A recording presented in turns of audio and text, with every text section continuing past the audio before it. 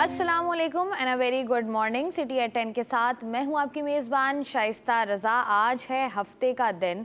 बहुत सारे लोग जो हैं वो अपने घरों पर सो रहे होंगे या आराम कर रहे होंगे, लेकिन कुछ लोग ऐसे हैं जो कि अपने अपने कामों पर जो हैं वो पहुंचे हुए हैं और आज जो है वो बाकायदा तौर पर वीकेंड का आगाज़ हो जाएगा। बहुत सारी मसरूफियात, बहुत सारी चीज़ें जो हमने प्लान की भी होती हैं कि हमने बहुत सारे काम बेसिकली हमने जमा किए हुए होते हैं, जो हम सोच रहे होते हैं कि ये जो है जब हमारे पास छुट्टी का दिन होगा हम तब करेंगे, या फिर जो बहुत सारे प्लान्स हैंग आउट प्लान्स होते हैं वो भी करने होते हैं। ये तमाम तर काम जो है वो हमने करने हैं, तो अपना वीकेंड जो है वो फुली इंजॉय भी करना चाहिए। लेकिन साथ ही साथ एक और चीज़ है, अगर हम देखें नॉर्मली अगर थोड़ा सा पहले चले जाएं, माजी में हम देखते थे कि जब तमाम तर लोग अपना अपना काम करते थे, तमाम तर लोग मेहनत किया करते थे, तब लोगों के अंदर इतना जेलसी फैक्टर नहीं होता था। इसलिए लोग जो हैं वो एक दूसरे से बहुत उनसियत के साथ, बहुत प्यार के साथ जो है वो एक मिला करते थे, बैठा करते थे, इज़्ज़त एक दूसरे की बहुत ज़्यादा किया करते थे। लेकिन आज का दौर हम देखें जहाँ पर जो है वो तरक्की हो रही है दुनिया भर में, बहुत सारे तरक्की पजीर ममालिक हैं, बहुत सारी इनोवेशंस हो रही हैं, लेकिन उसके बावजूद अगर आप देखते हैं हर बंदा अपने रोज़गार के लिए निकलता भी है, कामकाज भी करता है, लेकिन अनफॉर्चुनेटली जब भी कोई इंसान किसी दूसरे इंसान से मिलता है, और आजकल तो वो दौर है जब आप किसी से हंस के अच्छे तरीके से बात कर रहे हो तो भी अगले बंदा जो है वो डाउट में होता है कि ये बंदा मुझसे इतने अच्छे तरीके से, इतने अच्छे अखलाक के साथ बात क्यों कर रहा है, यकीनन इसके पीछे कोई ना कोई मकसद होगा। और ये सोच आती भी तब है, अगर हम आजकल जो है वो नफ्सा नफ्सी का दौर देखें तो हम यही देखते हैं कि हर दूसरा बंदा जो आपसे मिलता है, आप हमेशा जो है वो अपनी ज़िंदगी में आपने एक्सपीरियंस भी किया है कि अक्सर ऐसा होता है कि जो आपके साथ बैठता है वो कहते हैं ना कि हर हाथ में लाने वाला दोस्त नहीं होता। तो ये एक बुनियादी वजह होती है कि लोग जो हैं वो ये सोचने पर मजबूर हो जाते हैं कि अगर ये बंदा हमारे साथ बहुत अच्छे तरीके से मिल रहा है तो इसके पीछे भी इसका कोई ना कोई मकसद होगा, या ये इसके पीछे भी इसी का कोई ना कोई फ़ायदा होगा जो ये मिल रहा है। अब बहुत सारे लोग हमारे ज़िंदगियों का बहुत अहम हिस्सा होते हैं, जो हमें जो है वो हमारे कामों में हेल्प कर रहे होते हैं, जो हमें छोटे मोटे काम करके दे रहे होते हैं, उनकी डेली रूटीन का ये हिस्सा होता है, लेकिन उस तरीके से हम लोग उनकी इज़्ज़त नहीं करते हैं। और ये बुनियाद, जैसे अगर हम सुबह उठें तो बहुत सारे लोग हैं जिनके घरों में जो है वो दूध वाले आते हैं, सुबह दूध दे के जाते हैं, कचरा उठाने वाले आते हैं जो कि कचरा लेकर जाते हैं, इस तरह बहुत सारे छोटे मोटे काम हैं, मासियाँ आती हैं आपके घरों में काम करने के लिए, लेकिन आप लोग या हम सब भी बहैसियत माशरा भी उस तरीके से उनकी इज़्ज़त नहीं करते हैं। हमें लगता है कि अच्छा ठीक है, अगर ये हमें काम करके दे रहे हैं तो हम इनको पैसे भी तो दे रहे हैं। मतलब आजकल का दौर जो है वो पैसे का ज़्यादा हो गया है, और काम काज बाकी जो एक आपका एक इज़्ज़त का, एक उनसियत का, एक प्यार का रिश्ता है, वो रिश्ते जो हैं वो ख़त्म हो गए हैं। और वो जो इतने मजबूत रिश्ते हम कहते थे कि भाई ये वाला रिश्ता जो है ये माँ से ज़्यादा मजबूत है, ये वाला रिश्ता बाप से ज़्यादा मजबूत है, वो वाले रिश्ते भी जो हैं वो आजकल हमें सिर्फ पैसों के पीछे भागते हुए नज़र आते हैं, और पैसों के लिए रिश्ते टूटते हुए भी देखे हैं हमने, और लोगों को अकेला भी हमने होता देखा है, जिसकी वजह से बहुत सारे मसाइल जो हैं वो हमारे माशरे में जो है वो बढ़ गए हैं। कोशिश करें किसी भी इंसान से मिलें तो अपने मकसद को जो है वो साइड पर रखकर, क्योंकि आप दोस्तों की बड़ी ज़रूरत होती है, एक दूसरे की इज़्ज़त को बरकरार रखें। किसी की इज़्ज़त नफ्स जो है वो आपके लहजे से या आपके रवैये से जो है वो मजरूर नहीं होनी चाहिए। प्रोग्राम में जो है वो आगे बढ़ते हैं और बात करते हैं इसी एक अच्छी बात और अच्छी सोच के साथ कि आप लोग अपने इर्द गिर्द रहने वालों का जो है वो ख्याल रखेंगे, अपने रवैयों से किसी को परेशान नहीं करेंगे। बहुत सारी ऐसी चीज़ें भी हैं, बहुत सारे ऐसे एक्शंस हैं, रवैये हैं जिनसे शहर कायद जो है वो काफ़ी परेशान रहता है। तो बहुत सारी चीज़ें, बहुत सारी ख़बरें उनकी तरफ बढ़ते हैं और देखते हैं। अगर बात हो रही है शहर कायद की परेशानियों की, तो ज़रा लियाकताबाद की तरफ अगर हम देखें तो लियाकताबाद में सीवरेज के मसाइल संगीन हो गए हैं। जा बजा उबलते गटर हैं और साथ ही गलाजत के ढेर पड़े हुए हैं। अगर आपका कभी लियाकताबाद जाना हो तो आप जाके देखिएगा, वहाँ पर बहुत सारी ऐसी गलियाँ हैं जहाँ पर सीवरेज का पानी खड़ा हुआ है, और वो गलियाँ जो हैं वो बिल्कुल बंद कर दी गई हैं। वहाँ लोग जो हैं वो गुजर नहीं सकते हैं, वहाँ से लोगों का गुजर उस तरीके से नहीं होता, और लोगों से जब आप बात करते हैं वो शदीद गुस्से में भी आपको नज़र आते हैं। शहर कायद के मरकज़ में वाक़े लियाकताबाद का शुमार गुंजान आबादी के हामिल टाउन्स में होता है। ये शहर कराची का मरकज़ है और यहाँ की अहम शाहराहों से रात के औकात में कंटेनर्स और ट्रकों पर लदे तजारती सामान का बड़े पैमाने पर जो है वो नकलो हरकत जो है वो होती है वहाँ पर। लेकिन वहाँ पर जो है वो इस कदर गलाजत के ढेर हैं कि काफ़ी हद तक लोगों को परेशानी है, इस पर भी बात करेंगे। साथ ही साथ हम देखें तो वज़ीर आला सिंध मुराद अली शाह साहब का कहना है कि बरामदी सलाहियत से फ़ायदा उठाने के लिए बड़ी सरमायाकारी की हमें जो है वो ज़रूरत है। फर्स्ट पाकिस्तान इंटरनेशनल ख्रिबल तकरीब से खिताब करते हुए वज़ीर आला सिंध मुराद अली शाह ने कहा कि खजूर ज़रूरी इजनास के लिए खलीफा इंटरनेशनल अवार्ड का इनेकाद खुशाइंद है और पाकिस्तान और सिंध हुकूमतों की जानिब से यूएई काउंसलेट का शुक्रिया अदा करना चाहते हैं। अब देखना यह है कि किस तरीके से जो है वो सरमायाकारी बढ़ाई जाएगी और किस तरीके से जो है वो हमारे मुल्क में भी इन्वेस्टमेंट आए और पाकिस्तान की इकॉनमी जो है वो हमें मुस्तहकम होती भी आगे नज़र आए, इस पर भी बात करेंगे। साथ ही साथ अगर बात करें गवर्नर सिंध की, जो आजकल काफ़ी ख़बरों में हैं अपने बहुत सारे एक्शंस की वजह से, जिस तरीके से लोग उनको जो है वो अप्रिशिएट करते हैं। अगर देखें तो उन्होंने ये कहा है कि तजारत में दुनिया से हिस्सा ताकत की बुनियाद पर हासिल कर सकते हैं। कराची में खजूर फेस्टिवल की इफ्तिताई तकरीब से खिताब करते हुए गवर्नर सिंध कामरान टिसोरी ने कहा कि कमज़ोर मुल्क तजारत और सफारत में अपना हिस्सा नहीं ले सकता। दुनिया से तजारत में हिस्सा ताकत की बुनियाद पर हासिल कर सकते हैं। मुस्लिम ममालिक एक इत्तेहाद से दुनिया की मईशत में अपना हिस्सा जो है वो ले सकते हैं। अगली खबर की तरफ बढ़ें तो अगर बात करें सिंध फूड अथॉरिटी की, एक ऐसा इदारा जो कि आपके शहर में, आपके सूबे में जो खाना होता है उसकी कोशिश होती है कि उसको मयारी बनाया जाए और एक मयारी खाना जो है वो आवाम तक पहुँचे। सिंध फूड अथॉरिटी का सूबे भनी के आरओ प्लांट्स का जो है वो मुआयना। सिंध हाई कोर्ट की हिदायत पर SFA ने 463 प्लांट्स का जो है वो मुआयना किया है। DG सिंध फूड अथॉरिटी का कहना है कि इंस्पेक्शन के दौरान 233 प्लांट्स बंद या मुंतकिल पाए गए। 58 न्यू प्लांट्स का भी मुआयना किया है। और साथ ही साथ देखना यह है कि अगर देखें तो कराची शहर में पानी का मसला बहुत संगीन है और उसके बाद बहुत सी खबरें भी आई कि जो आपको मिनरल वाटर की शक्ल में पानी मिलता है या आरओ प्लांट्स पर जो पानी मिल रहा होता है वो भी आपकी सेहत के लिए कुछ खास अच्छा नहीं है, तो इस पर भी बात करेंगे। साथ ही साथ अगर बात करें हुकूमत सिंध की ग्रीन लाइन बस सर्विस के ऑपरेशन संभालने की तैयारियां जो हैं वो मुकम्मल हो गई हैं, ये एक अच्छी बात है। हुकूमत सिंध ने ग्रीन लाइन बस सर्विस के ऑपरेशन संभालने के लिए तैयारियां मुकम्मल कर ली हैं। वफाकी हुकूमत दिसंबर 2024 में green line bus service Sindh हुकूमत के हवाले जो है वो कर देगी। सिंध के सीनियर वजीर शर्जील मेमन की ज़ेर सदारत आला सतह का इजलास हुआ जिसमें ग्रीन लाइन बस सर्विस के ऑपरेशन का तफसीली जायज़ा लिया गया है। कैसे कैसे ये तमाम तर जो है वो चीज़ें अमल में आएंगी, क्या रूट्स होंगे, किस तरीके से ये आवाम को हेल्प आउट करेगा, इस पर भी बात करेंगे। और जैसे कि हम लोग पहले भी दो खबरों में आपको बता चुकी हूँ, पाकिस्तान के पहले बैनुल-अक़वामी खजूर फेस्टिवल का जो है वो इनेकाद किया गया है। फेस्टिवल का इनेकाद कराची एक्सपो सेंटर में जो है वो किया जा रहा है और इसकी इफ्तिताही जो तकरीब है और फेस्टिवल का जो इफ्तिताह है वो वज़ीर आला सिंध मुराद अली शाह ने किया है। इस तरह के जो बैनुल-अक़वामी फेस्टिवल्स हमारे शहर में होते हैं उससे हमारे शहर को क्या फ़ायदा होता है, हमारे मुल्क को क्या फ़ायदा होता है, उस पर भी बात करेंगे। और हमने देखा कि अगर हम बात करें खजूर फेस्टिवल की तो खजूर फेस्टिवल के कामयाब इनेकाद पर UAE काउंसिल खाने में पुरतकल्लुफ़ अशाइया जो है वो दिया गया। अरब अमारात के काउंसिल खाने में शुरका के लिए अशाइये का जो है वो एहतमाम किया गया। वहाँ पर हमने बहुत सारे लोग देखे जिनमें जो है अगर हम बात करें तो गवर्नर सिंध कामरान खान टिसोरी, वज़ीर बल्दियात सईद गनी, नासिर हुसैन शाह साहब, वज़ीर सकाफ़त सिंध और मुत्तहिदा कौमी मूवमेंट के सीनियर रहनुमा फ़ारूक सत्तार जो हैं उन्होंने भी शिरकत की और भी बहुत सारे लोग इसमें मौजूद थे।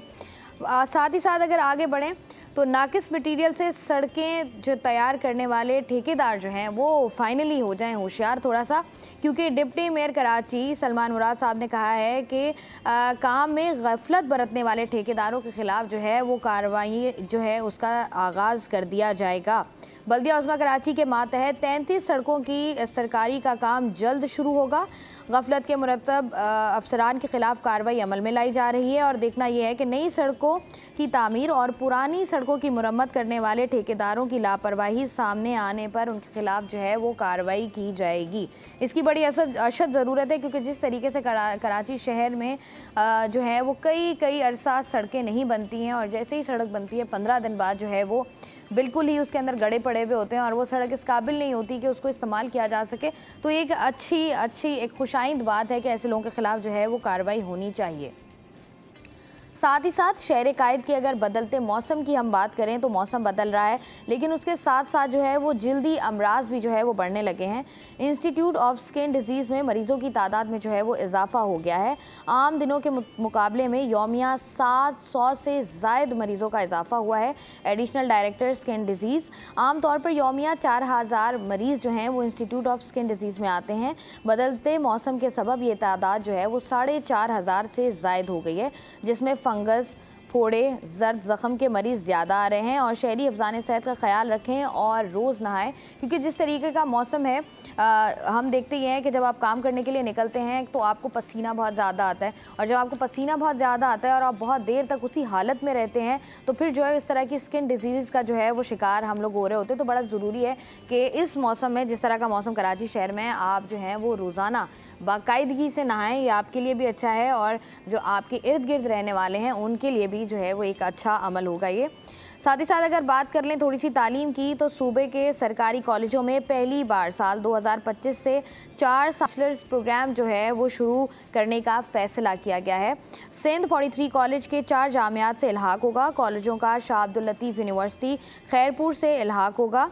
साथ ही साथ 14 कॉलेजों का सिंध यूनिवर्सिटी से जामशोरों से इल्हाक होगा। और बहुत सारी बातें हम इस पर भी करेंगे, क्योंकि अगर हम बात कर रहे हैं तालीम की, तो साथ ही साथ अगर हम आपको बताएं तो आज जो है वो दुनिया भर में आज टीचर्स का आलमी दिन मनाया जा रहा है। असातिज़ा जिनको जो है वो दर्जा दिया जाता है माँ बाप का, अगर हम बात करें अपने मज़हब की भी और साथ ही साथ अपनी सोसाइटी की भी बात करें, अपने मुल्क की भी बात करें, हम देखते हैं कि हमेशा यही जो है वो कहा जाता है कि आपने अपने असातिज़ा का एहतराम करना है, क्योंकि माँ बाप के बाद अगर आपको कोई भी कुछ सिखाता है तो वो आपके जो हैं वो असातिज़ा ही होते हैं। और अक्सर ऐसा होता है कि हमने देखा है कि जब बच्चे स्टूडेंट्स जो हैं वो कामयाब हो जाते हैं और बहुत तरक्की करते हैं, तो उसमें जब आप उनकी बातें सुनते हैं, जब आप उनसे बात करते हैं, तो वो अपनी जो कामयाबी है उसका सेहरा जो है वो उसका एक बड़ा हिस्सा अपने टीचर्स के जो है वो सर बांधते हैं, क्योंकि उनका कहना ही होता है कि आज वो जिस भी मकाम पर हैं वो इसलिए हैं क्योंकि उनको अच्छे टीचर्स जो है वो मिले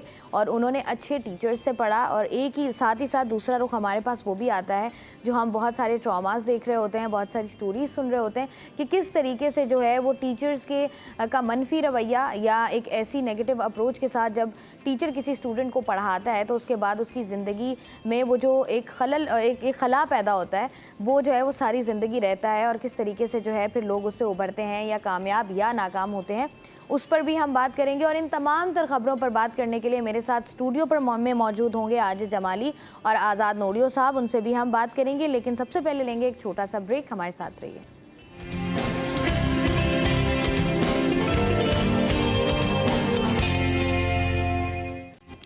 welcome back ji. City at 10 में एक दफ़ा फिर से खुशामदीद। ब्रेक से पहले मैं आपको बता रही थी तमाम तर वो ख़बरें, तमाम तर वो एक्टिविटीज़ जो कराची शहर में हुई और किस तरीके से ये कराची शहर को जो है वो अफेक्ट करती हैं पॉजिटिवली और नेगेटिवली। तो मेरे साथ जो है मुझे ज्वाइन किया आजिज़ जमाली साहब ने, हमारे सीनियर रिपोर्टर हैं और तमाम तर ख़बरों पर जो है वो पूरी नज़र रखते हैं, तो इनसे बात करते हैं। अस्सलाम वालेकुम। जी वालेकुम सलाम, कैसी हैं आप? मैं बिल्कुल ठीक ठाक हूँ। काफ़ी देर बाद जो है मेरा और इनका जो है वो सामना हुआ है। मुझे पता है मौसम कैसा है, कैसा गुजरा आपका ये हफ्ता? जी सबसे पहले तो आपने अपनी ख़बरों में जैसे जिक्र किया आज असातिज़ा का आलमी दिन है। सलाम उस्ताद। ज़ाहिर है कि हम आप सब माशरे के जितने भी पढ़े लिखे लोग हैं वो सब जिस भी पोजीशंस पर हैं वो अपने उस्ताद की वजह से हैं। बिल्कुल ऐसे है।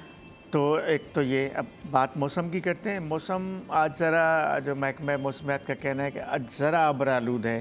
आज आपने देखा कि बादल नज़र आ रहे हैं कहीं कहीं पे, गर्मी तो है और गर्म मौसम है। वैसे ये अक्टूबर का महीना है, ये समझना चाहिए कि सावन ख़त्म हो चुका है।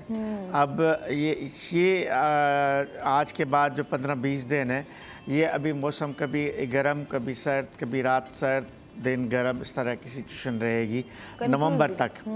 नवंबर के बाद फिर ठंड जो है वो पड़ना शुरू होती है, तो मौसम काफ़ी बैलेंस हो जाता है। अभी बैलेंस मौसम नहीं है, जिस वजह से एक तो फ्लू और ज़ुकाम इन बीमारियों में भी इजाफा हो रहा है। स्किन की बीमारियों में जैसा आपने जिक्र किया, ये सारी चीज़ें इस मौसम में होती हैं, तो अपना एहतियात करना चाहिए। एहतियात करनी चाहिए और एहतियात बड़ी ज़रूरी भी है। अच्छा आजिज़ जमाली साहब, जिस तरीके से हम बात करें कि मौसम बदल रहा है, तमाम तर चीज़ें हो रही हैं, साथ ही साथ जो कराची के मसाइल हैं वो जू के तू हैं। जैसे मैंने बात की लियाकताबाद की, अगर हम बात करें इतना बड़ा आपका ये टाउन है, इतना बड़ा आप कह लें कि आपके पास ये ज़िला है, लेकिन यहाँ पर अगर हम देखें तो मसाइल का अंबार है। इतनी पुरानी आबादी होने के बावजूद भी सिवरेज का निज़ाम इस कदर फरसूदा है कि वहाँ की सड़कें इतनी तबाहाली का शिकार है कि वहाँ से नॉर्मल इंसान गुजर ही नहीं सकता। बिल्कुल जी। लियाकताबाद क़याम पाकिस्तान से कबल लालू खेत इसका नाम था, लालू खेत है बेसिकली ये।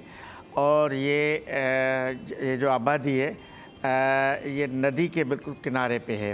अच्छा, एक ज़माने में यहाँ बड़ी हरियाली होती थी, बड़े बड़े खेत हुआ करते थे।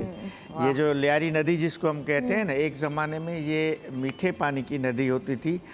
इससे काश्तकारी होती थी। इस पूरे बेल्ट पे, लियारी से लेके मलियर तक, इस पूरे बेल्ट पे काश्तकारी होती थी, सब्जियां होती थी, बागात होते थे। ये सब कुछ कराची में होता था। ज़ाहिर है, लेकिन जिस तरह आबादी की शरह बढ़ती गई और फिर जंगलात ख़त्म होते गए, बागात ख़त्म होते गए, हरियाली ख़त्म होती गई, उस जगह पे कंक्रीट के बिल्डिंग्स बनती गई, फ्लैट्स बनते गए।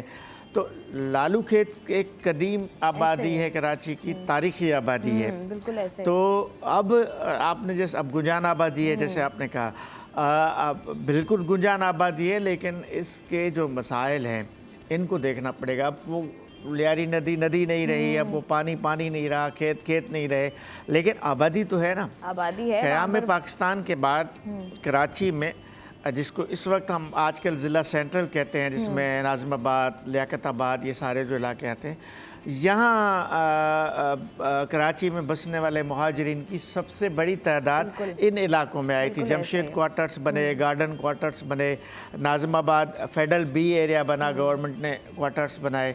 ये सारे वो इलाके हैं जो क़याम पाकिस्तान के बाद आबाद हुए और यहाँ बहुत बड़ी आबादी आई। लेकिन गुंजान आबादी की वजह से वहाँ मसाइल भी ज़्यादा हैं। जब जहाँ इंसानों, जहाँ सफाई सुथराई का मसला है, ये तो सिर्फ लियाकताबाद का नहीं, पूरे कराची का मसला है। आप कराची के किसी भी इलाके में जाएं, हालांकि इस वक्त Sindh solid waste management board है, चाइनीज़ कंपनीज़ को ठेके दिए हुए हैं सफाई सुथराई के, और कराची के 7 में से 6 अजला में Sindh solid waste management board काम कर रहा है। लेकिन उसके बावजूद भी सफाई सुथराई नहीं है, ये एक फैक्ट है। ये मतलब मैं समझता हूँ कि वैसे तो मुर्ज़ा वहाब साहब अच्छे काम कर रहे हैं, हम उनकी तारीफ़ इस प्रोग्राम में करते हैं बैठ के, लेकिन इस तरफ उनको तवज्जो देने की ज़रूरत है।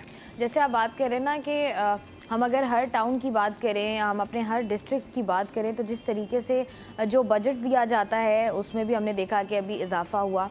साथ ही साथ हमने देखा कि इस तरीके से जो सरकारी मुलाजमीन हैं, जो छोटे आप कह लें जो गोश्त मुलाजमीन हैं, जिनके बारे में कुछ नहीं पता लेकिन उनको तनख्वाहें भी जा रही हैं। कुछ लोग ऐसे हैं जिनको रिटायर हुए अरसा हो गया है, कुछ लोग ऐसे हैं जिनका इंतकाल हो चुका है, लेकिन तनख्वाहें बाकायदगी के साथ जा रही हैं। आपको लगता नहीं है ये जो मसाइल हल नहीं हो पा रहे, इसकी बुनियादी वजह यही है? क्योंकि आपकी जब हम बात करते हैं टाउन चेयरमैन से, काउंसलर से, तो वो यही बात करते हैं कि हमारे पास 12 लाख का बजट आ रहा है हर महीने, जिसमें से हमारा 10 लाख रुपया तो तनख्वाहों में चला जाता है।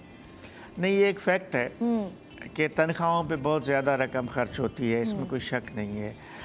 अभी इन्होंने एक गुज़िश्ता रोज़ एक फ़ैसला किया है कि ये जो Sindh solid waste management board के मुलाजमीन हैं, उनको टाउन्स में ज़िम्म किया जा रहा है, और टाउन्स के बजट से अब Sindh solid waste management board के मुलाजमीन को तनख्वाहें की, चूँकि सिंध गवर्नमेंट आक्टा टैक्स में से टाउन्स को माहाना, अभी भी 2 अरब रुपए 2 दिन पहले जारी हुए हैं, माहाना टाउन्स को बजट देती है हुकूमत। तो फिर Sindh solid waste management board अलग पैसे दे रही है, खर्च कर रही है, टाउन्स अलग कर रहे हैं। तो इस इन्होंने कहा कि एक मैनेजमेंट होनी चाहिए, Sindh solid waste management board, यानी जो सफाई सुथराई का अमला है उसको टाउन्स के अंडर दिया जाए और उनकी तनख्वाहें टाउन अदा करें। ये आपने जो गोश्त मुलाजमीन की बात की ना, ये तो हमारे यहाँ सिंध में ख़ास तौर पे, मैं पूरे सूबा सिंध की बात करूँगा, हर डिपार्टमेंट में ऐसा ही, हर डिपार्टमेंट में बड़ी तादाद आपको गोश्त मुलाजमीन की मिलेगी। जो पता देखें, एजुकेशन डिपार्टमेंट तो की डिपार्टमेंट है जिसमें सबसे पहले जिसने बायोमेट्रिक शुरू किया, मॉनिटरिंग सिस्टम शुरू किया, बायोमेट्रिक और मॉनिटरिंग, और उसके बावजूद भी एजुकेशन डिपार्टमेंट में 6-7 हज़ार गोश्त मुलाजमीन की सिंध गवर्नमेंट के महकमा तालीम ने खुद एक फहरस्त जारी की है। 6,000 से ज़ायद गोश्त मुलाजमीन सिर्फ महकमा तालीम में है। लेकिन मेरा कहना है कि इससे ज़्यादा है, मेरा कहना है कि इससे ज़्यादा तादाद है। ये तो गवर्नमेंट की अपनी फहरस्तों के मुताबिक 6,000 से ज़्यादा है, लेकिन मेरा कहना है कि ये कम अज़ कम 10,000 के लगभग सिर्फ महकमा तालीम में गोश्त मुलाजमीन है। अगर इस तरह महकमा सेहत में दूसरे नंबर पर सबसे ज़्यादा गोश्त मुलाजमीन है। आप एक हॉस्पिटल में, एक छोटे हॉस्पिटल में फ़र्ज़ करें, सऊदाबाद, सिंध गवर्नमेंट सऊदाबाद हॉस्पिटल है, सिंध गवर्नमेंट कोरंगी हॉस्पिटल है, सिंध गवर्नमेंट लियाकताबाद हॉस्पिटल है। इन हॉस्पिटल्स में आप जाएँ 500-600 का अमला, 700 का अमला आपको मिलेगा। ऐसा ही है। और अगर आप जाएंगी तो 10 या 15, पूरे अस्पताल में 20 लोग मिलेंगे आपको। 600-700 का अमला है, ये लोग जाते कहाँ हैं सारे? पता नहीं किधर जाते हैं, लेकिन कहीं जाए ना जाए तनख्वाहें जो हैं वो तनख्वाहें ले रहे हैं, तनख्वाहें जो है वो इनको पहुंच जाती हैं। और ये एक बहुत बड़ा सवालिया निशान है और ये एक बहुत बड़ी नाअहली भी है, क्योंकि जब इस तरीके से काम को मुनज़्ज़म नहीं किया जाता, जब आपको अपने मुलाज़मीन का नहीं पता होता, जब आपको नहीं पता कि जिस मुलाजिम को आपने हायर किया है, सरकार का मुलाजिम है, वो किस तरीके से काम कर रहा है, काम कर भी रहा है या नहीं कर रहा है, तो फिर इस तरीके के जो मसाइल हैं वो फिर मसाइल कम होने के बजाय बढ़ते रहते हैं, जिसकी वजह से एक शहर कायद का जो है ना वो आज हाल कुछ ऐसा हो गया है जिस पर हम रोज़ाना की बुनियाद पर जो है वो बात कर रहे होते हैं। थोड़ा सा आगे बढ़ें, थोड़ी जो है वो थोड़ी पॉजिटिविटी की तरफ अगर हम जाएं तो हमने देखा पाकिस्तान क्या कि पहले जो बैनुल-अक़वामी खजूर फेस्टिवल का जो है वो इनेकाद किया गया है। इब्तिदाई तकरीब में गवर्नर सिंध कामरान खान टिसोरी ने भी शिरकत की और फेस्टिवल का इनेकाद मुत्तहिदा अरब अमारात की हुकूमत के ताउन से जो है वो किया जा रहा है। अब आज जमानी साहब, जिस तरीके से हम देख रहे हैं एक्सपो सेंटर में इस फेस्टिवल का आगाज़ हुआ, बहुत बड़ी तादाद में बहुत बड़े बड़े हमने सीनियर सियासतदान अपने देखे, उन्होंने अपने ख़यालात का इजहार भी किया। इस तरह के जो फेस्टिवल्स होते हैं किस तरीके से जो है इनका मकसद क्या होता है और वो मकसद फिर किस तरीके से जो है वो पूरा होता है? नहीं, ये तो जी बड़ा ज़बरदस्त फेस्टिवल हुआ है। हम चूँकि सिंध में रहते हैं, सिंध के पॉइंट ऑफ व्यू से एक बहुत ज़बरदस्त है, क्योंकि सिंध में खजूर की पैदावार बड़े पैमाने पे होती है। ख़ास तौर पे हमारे 3-4 डिस्ट्रिक्ट्स हैं। डिस्ट्रिक्ट खैरपुर में सबसे ज़्यादा खजूर की पैदावार होती है। सक्खर डिवीज़न का पूरा जो रेंज है वहाँ खजूर की पैदावार बहुत ज़्यादा है। तो कल जो फेस्टिवल, ये जो एक्सपो हुआ है, इसमें भी वज़ीर आला सिंध भी थे, गवर्नर सिंध भी थे, ख़ास तौर पे मुत्तहिदा अरब अमारात के सफ़ीर, काउंसलर्स और दीगर बहुत सारे लोग थे। इसमें मुत्तहिदा अरब अमारात की जो हुकूमत है उसका बड़ा किरदार है। हमें बहैसियत पाकिस्तानी उनका शुक्रिया भी अदा करना चाहिए। इसी फेस्टिवल के तनाजुर में बाद में एक मीटिंग भी हुई है। वज़ीर आला सिंध ने जो है सफ़ीर को दावत दी है जो मुत्तहिदा अरब अमारात के हैं, तो वहाँ भी ये बात हुई है कि वज़ीर आला सिंध ने कहा है कि हम बड़े पैमाने पे सिंध में खजूर के बागात लगाना चाहते हैं, जिसमें हमें मदद की ज़रूरत है मुत्तहिदा अरब अमारात की। तो जिस पे जो सफ़ीर हैं मुत्तहिदा अरब अमारात को, उन्होंने कहा कि हम सिंध हुकूमत को खजूर की पैदावार में मुकम्मल सपोर्ट करने के लिए तैयार हैं। तो अब ज़ाहिर है कि इस फेस्टिवल से एक फ़ायदा तो ये होगा कि जो फैसला था कि सिंध में मज़ीद बागात लगाए जाएंगे खजूर के, यानी खजूर की पैदावार में इजाफ़ा होगा। इस वक्त भी 54%, वज़ीर आला सिंध मुराद अली शाह ने अपनी तकरीर में कहा है कि सूबा सिंध में 54% जो है खजूर की पैदावार हो रही है, यानी 50% से ज़ायद पैदावार हमारे मुल्क में सिर्फ सूबा सिंध में हो रही है। तो इसको और बढ़ाना चाहिए, खजूर और बढ़ाना भी चाहिए। और जिस तरीके से बात करें ना आपके, एक तो जब भी आप किसी भी इंटरनेशनली कोई भी किसी भी दूसरे मुल्क के साथ आपकी शराकतदारी होती है और आप काम करते हैं, तो आपको मौका मिलता है, एक आपको एक्सपोजर मिलता है, एक आपके मुल्क में सरमायाकारी आती है और नए दरवाजे खुलते हैं बिज़नेस के। बड़ी अच्छी खुशाइंद बात होती है। और इस तरह की जो तकारीब हैं या इस तरह के जो एक्सपोज हैं, इस तरह के जो इवेंट्स हैं, वो हम चाहते हैं कि शहर कायद में ज़्यादा से ज़्यादा हों, ताकि लोग जो हैं वो उससे मुस्तफ़ीद हो सकें और वो हमारी इकॉनमी है उसमें भी अपना जो है वो एक पॉजिटिव किरदार अदा करें। साथ ही साथ हमने देखा है, अगर हम अगली खबर की तरफ बढ़ें, कि हुकूमत सिंध की ग्रीन लाइन बस सर्विस के ऑपरेशंस को संभालने की तैयारियां जो है वो मुकम्मल हो गई हैं। 2024 में green line bus service Sindh हुकूमत के हवाले करेगी। अब हमने देखना ये है कि ये जो आजिज़ भाई आपकी ख़बर है, ज़रा मुझे बताइएगा कि किस तरीके से जो है ये तमाम तर तैयारियां मुकम्मल की जाएंगी, किस तरीके से ये हमारे शहर की आवाम को जो है वो फ़ायदा देगा ये प्रोजेक्ट? देखिए, ग्रीन लाइन मंसूबे की थोड़ी सी मैं अगर तारीख बताऊं तो ये एक फेडरल प्रोजेक्ट था, वफाकी हुकूमत का। साबिक वज़ीर आज़म नवाज शरीफ ने जिसका यहाँ पे ऐलान किया था, फिर इसको कंबाइन किया गया कि वफाक और सूबे का मुश्तरका प्रोजेक्ट है। प्रोजेक्ट शुरू हुआ, बड़ा टाइम लगा, 2 साल में मुकम्मल होने के बजाय 5 साल तक लगे ग्रीन लाइन। खैर, उसके बाद ये मंसूबा मुकम्मल हुआ और बसें चलीं और माशाल्लाह चल रही हैं। लेकिन ये उस प्रोजेक्ट का हिस्सा था कि 1 साल या 2 साल ऑपरेशन के बाद प्रोजेक्ट को मुकम्मल तौर पर सिंध हुकूमत के हवाले किया जाएगा। यानी फेडरल गवर्नमेंट इसको मुकम्मल करके बसें ला के फिर निकल जाएगी। तो अब वो वक्त आ गया है कि ग्रीन लाइन का अब जो पूरा ऑपरेशन है सूबाई हुकूमत के हवाले किया जाए। सिंध गवर्नमेंट के महकमे ट्रांसपोर्ट के हवाले इसका ऑपरेशन किया जाएगा, जो कल के इजलास में बताया गया कि दिसंबर में अब ये कम्प्लीटली सिंध हुकूमत के हवाले होगा। लेकिन इसके साथ एक और मंसूबा है उसी साइड पे, ऑरेंज लाइन। इसको जहन में रखना पड़ेगा। ऑरेंज लाइन एक हद तक नाकाम मंसूबा हुआ क्योंकि उसका कोई फ़ायदा नहीं हुआ ज़्यादा। तो अब इन्होंने ये फैसला किया कि ऑरेंज लाइन को कनेक्ट किया जाए ग्रीन लाइन, यानी औरंगी से जो ऑरेंज लाइन की बसें शुरू हो रही हैं वो नॉर्थ नाजिमाबाद पे, नागंज औरंगी पे कहीं आके कनेक्ट करें ग्रीन लाइन को। ग्रीन लाइन और ऑरेंज लाइन फिर एक ही सिमत में चलें। तो अब ये फैसला भी हो गया है कि ऑरेंज लाइन को कनेक्ट किया जाएगा ग्रीन लाइन के साथ, यानी ऑरेंज लाइन के वही पैसेंजर जो औरंगी टाउन से सफ़र करेंगे ना, वो फिर एक वक्त पे आके सफ़र करेंगे ग्रीन लाइन पे। मतलब ऑरेंज लाइन और ग्रीन लाइन को जो है वो मर्ज कर दिया जाएगा। जिस तरीके से आप बात कर रहे हैं ना, हमने देखा भी है कि अगर आप सफ़र करें, शहर कायद में रहने वाले तमाम लोग जो हैं वो कराची शहर से बहुत अच्छे तरीके से वाकिफ़ हैं। कुछ प्रोजेक्ट्स, कुछ मंसूबे ऐसे हैं, अगर हम इन्हीं प्रोजेक्ट्स की बात करें तो एक पूरा रूट बना हुआ है, लेकिन उस रूट के बाद एक छोटा सा पैच है, वहाँ पर कुछ नहीं है, वहाँ पर आम ट्रैफिक चल रही है और उसके बाद दोबारा से जो है इनका प्रोजेक्ट जो है वो शुरू हो जाता है, जिसकी वजह से लोगों को भी मुश्किलात होती हैं क्योंकि लोगों को सीधा जाना होता है, लेकिन उस पैच की वजह से लोगों को उतरना पड़ता है, फिर दोबारा दूसरी बस का रूट लेना पड़ता है। तो ये थोड़ा सा कन्फ्यूजिंग था कराची के शहरियों के लिए।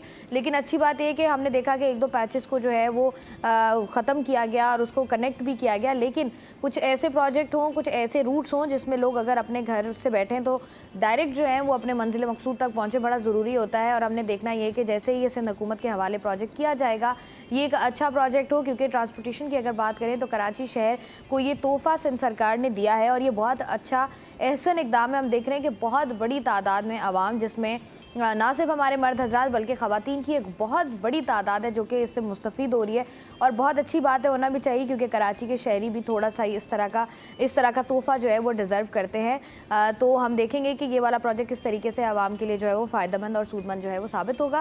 प्रोग्राम का सिलसिला जारी है, वक्त एक ब्रेक का, हमारे साथ रहिए।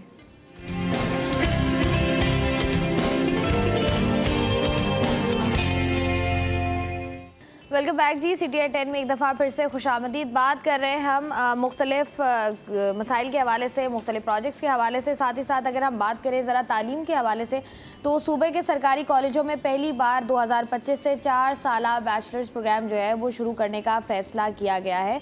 वज़ीर आला सिंध के अप्रूवल के बाद महकमा कॉलेजेस ने इस बात का हतमी ऐलान कर दिया है और जामियात कॉलेजों से इल्हाक करने की कोई फ़ीस जो है वो वसूल नहीं की जाएगी। इस पर क्या कहते हैं आज? बहुत अच्छा है। हुआ ये था कि पहले हमारे पास ग्रेजुएशन की डिग्री कॉलेजेस दिया करते थे, यानी इंटर के बाद 2 साल बीए करके, बीए या बीएससी करके ग्रेजुएट हो जाते थे। फिर हैक ने चल के इस पर एतराज़ किया और ये 2 साल डिग्री का सिस्टम ख़त्म कर दिया गया था, और तकरीबन कोई साल डेढ़ पहले या 2 साल पहले फिर फैसला ये हुआ था कि कॉलेजेस में ही 4 साल डिग्री का प्रोग्राम हो सकता है। अगर कॉलेजेस खुद ही चाहें तो ग्रेजुएशन आप अपने कॉलेज से कर सकती हैं, लेकिन उसके लिए यूनिवर्सिटीज़ से फिर इल्हाक बहुत ज़रूरी है। ग्रेजुएशन का सर्टिफिकेट यूनिवर्सिटी देती है। तो अब ये फ़ैसला हो गया सूबा सिंध में, शाह लतीफ़ यूनिवर्सिटी खैरपुर और सिंध यूनिवर्सिटी जामशोरो और कराची यूनिवर्सिटी, इन तीनों जामियात से इल्हाक मिल गया है कॉलेजेस को। तो ये अच्छी बात है। देखें, हमारे यहाँ बहुत सारे बच्चे जो हैं गुर्बत की वजह से यूनिवर्सिटीज़ के अखराजात अफोर्ड नहीं कर पाते। यूनिवर्सिटीज़ बहुत महंगी हो गई हैं। हालांकि पब्लिक सेक्टर की यूनिवर्सिटीज़ फिर भी उनकी फ़ीसें मुनासिब हैं, लेकिन उसके बावजूद भी महंगी हैं। लेकिन अब जो बच्चा कॉलेज से इंटर कर रहा है वो अपने आप को उसी कॉलेज में ग्रेजुएशन के लिए कंटिन्यू कर सकता है।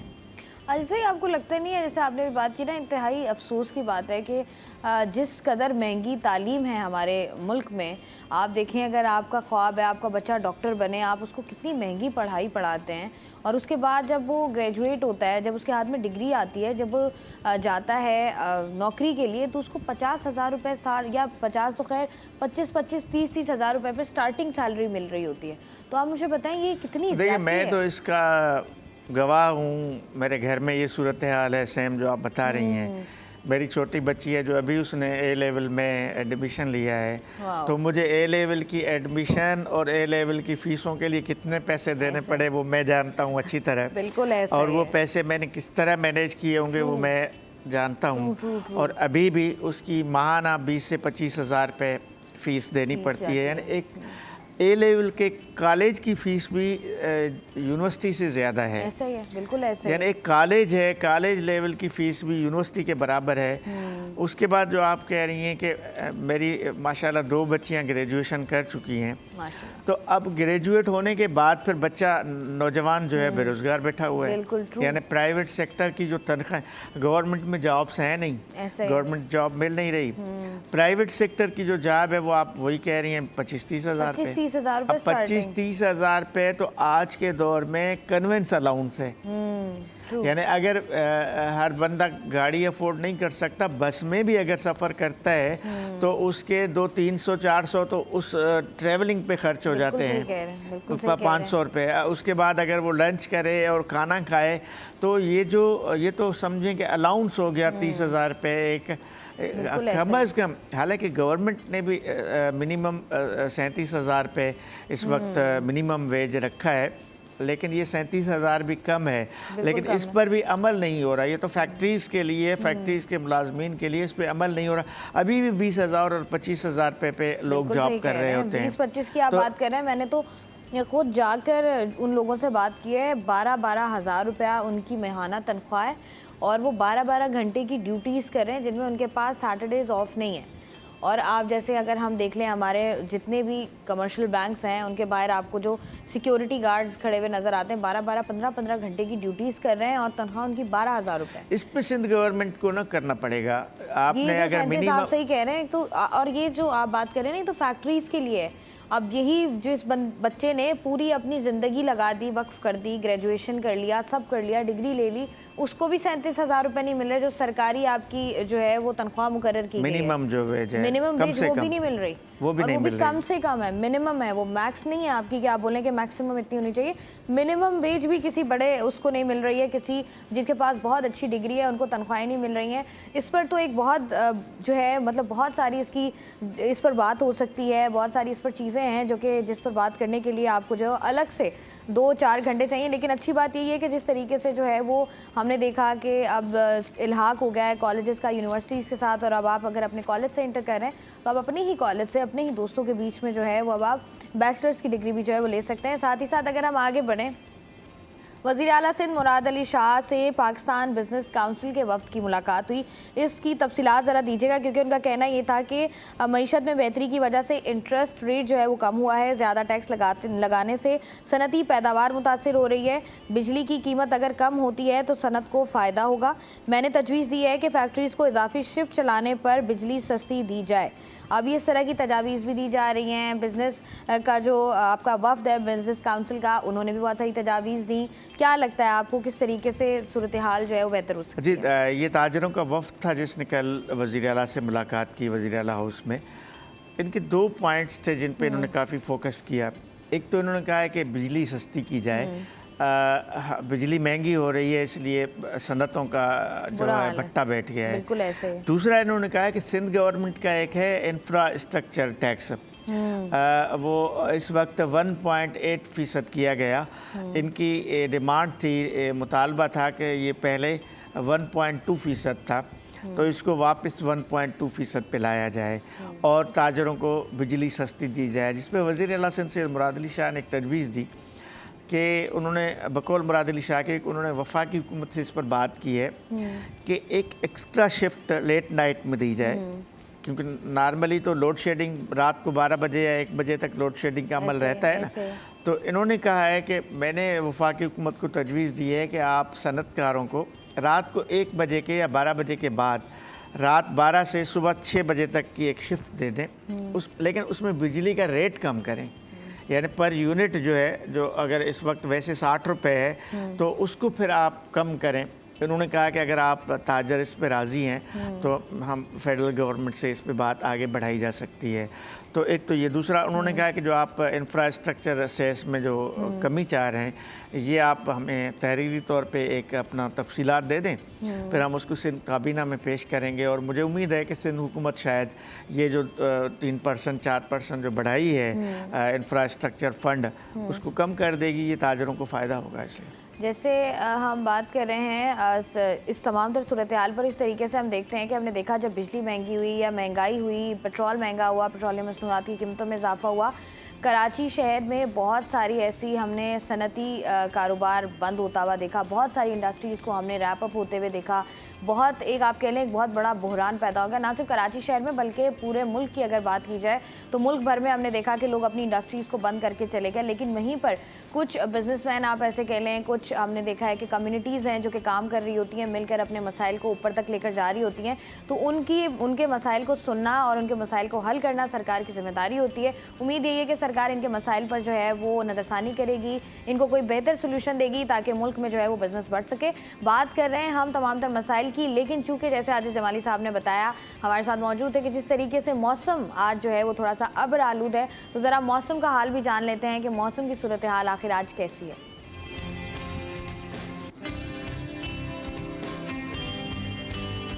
आज अगर हम कराची शहर में देखें तो 32 डिग्री जो है 32 डिग्री होगा। और जिस तरीके से हम देख रहे हैं कि अगर हम थोड़ा सा आगे चले जाएं, क्योंकि अगर हम सुबह की बात कर लें तो सुबह अगर हमने देखा कि मतलब अब्र आलूद था, मौसम बहुत अच्छा था, लेकिन जैसे जैसे जो है वो टाइम गुजरता जाएगा उस वैसे वैसे जो है वो गर्मी की शिद्दत में इजाफा होता जाएगा।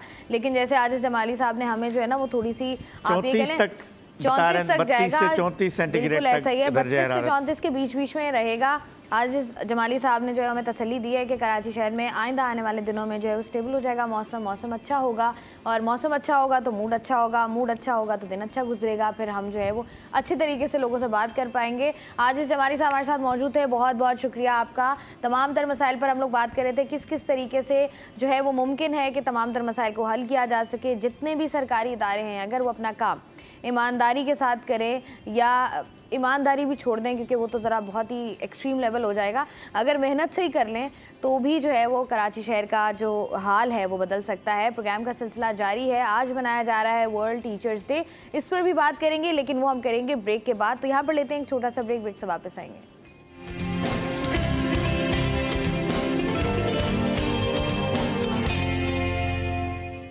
वेलकम बैक सिटी एट 10 में एक दफ़ा फिर से खुशामदीद। आज जैसा कि मैंने आपको ब्रेक पर जाने से पहले बताया कि वर्ल्ड टीचर्स डे मनाया जा रहा है। जिस तरीके से दुनिया भर में टीचर्स डे मनाया जाता है, हमेशा जो है वो टीचर्स को, असातिज़ा को ट्रिब्यूट दिया जाता है कि असातिज़ा का बहुत अहम किरदार होता है। लेकिन वहीं पर टीचर्स का जो एक रवैया होता है, चाहे वो पॉजिटिव हो चाहे वो नेगेटिव हो, वो किस तरीके से आपकी पर्सनालिटी को इफ़ेक्ट करता है, किस तरीके से आपकी तालीम को इफ़ेक्ट करता है, किस तरीके से जो है वो तमाम तर पहलुओं पर जो है वो हम आज के प्रोग्राम में बात करेंगे। अक्सर ऐसा भी होता है कि जैसे फॉर सपोज़ आपके बच्चे स्कूल जा रहे हैं और आपके बच्चे स्कूल गए, आपने फ़ीस लेट कर दी, 1 महीना लेट हो गई, तो वो जो 30-35 बच्चे होते हैं ना, उन सबके सामने जब आपको उठाया जाता है और आपको उठा के बताया जाता है सबके सामने कि आपकी फ़ीस जो है ना वो नहीं आई है, अगर आपने फ़ीस नहीं दी ना तो आपको स्कूल से रेस्टिकेट कर दिया जाएगा। ये एक ऐसा मरहला होता है, हमने देखा भी है, हमने बहुत सारी ख़बरें भी देखी है, बहुत सारे लोगों से बात भी की है। तो इस तरह का रवैया जो होता है किस तरीके से उनकी पर्सनैलिटी को डैमेज करता है, किस तरीके से उनकी पर्सनैलिटी में एक नेगेटिव इम्पैक्ट आ जाता है और वो नेगेटिव इम्पैक्ट उनकी पर्सनैलिटी में थ्रू आउट रहता है। ऐसा नहीं है कि वो उस ट्रॉमा से बाहर आ जाते हैं। अक्सर ऐसा होता है कि बच्चे चूँकि शरारती होते हैं, अक्सर शरारतें कर रहे होते हैं और वहीं पर हम लोग देखते हैं कि टीचर जो है वो गुस्से में होता है, खाना नहीं खाया, घर पर लड़ाई हो गई, वाइफ से लड़कर आ गए, या इस तरह गर्मी ज़्यादा है, ट्रैफिक पे फंस गया आते हुए, इस तरह भी हमने देखा है कि टीचर जो है वो अपना जो भी उनका एक कह लें गुस्सा होता है वो निकालते हैं स्टूडेंट्स पर। और जब वो स्टूडेंट्स पर अपना गुस्सा निकालते हैं, थप्पड़ मार रहे होते हैं या उनको डांट डपट कर रहे होते हैं, और डांट डपट करते हुए कोई ऐसी बात कह जाते हैं जो कि उनको नहीं पता होता, लेकिन बच्चों के लिए जो है वो सारी ज़िंदगी का एक और ट्रॉमा बन जाती है। इस तमाम तर सूरत हाल पर आज के प्रोग्राम में हम लोग जो है वो बात करेंगे, और इन सब पर बात करने के लिए मुझे ज्वाइन किया है डॉक्टर किरण जावेद ने, जो कि साइकोलॉजिस्ट हैं। बहुत बहुत शुक्रिया। मोहम्मद मुहतसिम हुसैन हमारे साथ मौजूद हैं, जो कि डायरेक्टर हैं मुख्तलिफ स्कूल्स के, और साथ ही साथ मिरहा हम्माद हैं, जो कि स्टूडेंट हैं जनरल हिस्ट्री की यूनिवर्सिटी ऑफ कराची से। तो हमने सोचा है कि साइकोलॉजिस्ट, टीचर, स्टूडेंट तीनों को बिठाया जाए, तीनों से पूछा जाए कि उनका एक्सपीरियंस कैसा है, क्योंकि अक्सर ऐसा होता है जब आप टीचर से बात करते हैं तो वो कहते हैं आजकल के बच्चे काबू में नहीं आते हैं, जब आप स्टूडेंट से बात करते हैं वो कहते हैं टीचर ने हमारे साथ गलत कर दिया। और इन दोनों का मौक़िफ़ लेने के बाद बहुत ज़रूरी है कि साइकोलॉजिस्ट से भी बात की जाए कि ये जो रवैयों में तब्दीली है इसकी वजह जो है वो क्या होती है। सबसे पहले जो है हम आपसे शुरू करेंगे, डॉक्टर किरण हमारे साथ मौजूद है। किरण, मुझे बताइएगा कि जब बच्चा, एक छोटा बच्चा स्कूल जाता है और स्कूल के मराहिल में मुख्तलिफ मराहिल हैं, अगर आजकल अगर हम अपनी इकॉनमी की बात कर लें, अपने इर्द गिर्द के माहौल की बात कर लें, तो वो बच्चा वैसे ही इतना ट्रॉमेटाइज, क्योंकि घर में अम्मा अब्बा लड़ रहे हैं, वो देख रहा है। फिर अगर कोई चीज़ मांग रहा है, महंगाई की वजह से माँ बाप वो चीज़ नहीं दे पाते। अगर कोई स्कूल में कोई डे है, कलर डे हो गया, एनिमल डे हो गया, मैंगो डे हो गया, तो उसके अम्मी अब्बू कहते हैं चलो इस दिन तुम छुट्टी कर लो, रहने दो, तुम्हें स्कूल जाने की ज़रूरत नहीं है। उन तमाम तर चीज़ों के बाद जब बच्चा स्कूल जाता है और स्कूल में भी अगर टीचर्स की तरफ से इस तरह का रवैया देखने को मिलता है, तो बच्चों की पर्सनालिटी पर क्या इम्पैक्ट होता है? बिल्कुल, बहुत अहम जो है आपने पॉइंट उठाया है और ये बहुत ज़रूरी है। वर्ल्ड टीचर्स डे के हवाले से हम एक बहुत अच्छा इसमें मैसेज दे सकते हैं तमाम टीचर्स को और पेरेंट्स को भी। सिंस आपको पता है कि टीचर जो है वो हमारे स्पिरिचुअल पेरेंट्स होते हैं, ट्रू, रूहानी वालिदैन होते हैं। तो सोचिए उनका कितना बड़ा इम्पैक्ट है। जैसे माँ बाप पहली दरसगाह होते हैं बच्चे की, इसी तरह जो स्कूल है, जब बच्चे एडमिट होते हैं वहाँ पर एडमिशन होता है उनका, सो वहाँ पे रूहानी वालिदैन का भी रोल प्ले होता है। तो अगर वालिदैन जिस तरीके से अपने बच्चे को लेकर चलते हैं, बट क्योंकि वो टीचर्स का रोल है तो वो उस तरह से, बहुत से टीचर्स, देखिए हर टीचर नहीं, लेकिन मैं समझती हूँ कि आजकल भी काफ़ी टीचर्स हैं जो इस चीज़ को भूले हुए हैं कि वो स्पिरिचुअल पेरेंट्स का किरदार अदा कर रहे हैं। उनमें अंडरस्टैंडिंग, एम्पैथी और इस तरह की जो भी एहसास की थोड़ी सी कमी होने लगी है। उसकी वजह ये भी है कि टू मच ऑफ प्रेशराइज्ड, और अपने घरों से जिस तरीके से वो ट्रॉमा से या चीज़ों से निकल के आते हैं या गुजर के आ रहे होते हैं, तो इम्पैक्ट बच्चों पर भी आता है। उस दिन टीचर्स का मूड ही ख़राब होगा कि वो तमाम स्टूडेंट्स फिर उस चीज़ से गो थ्रू करेंगे।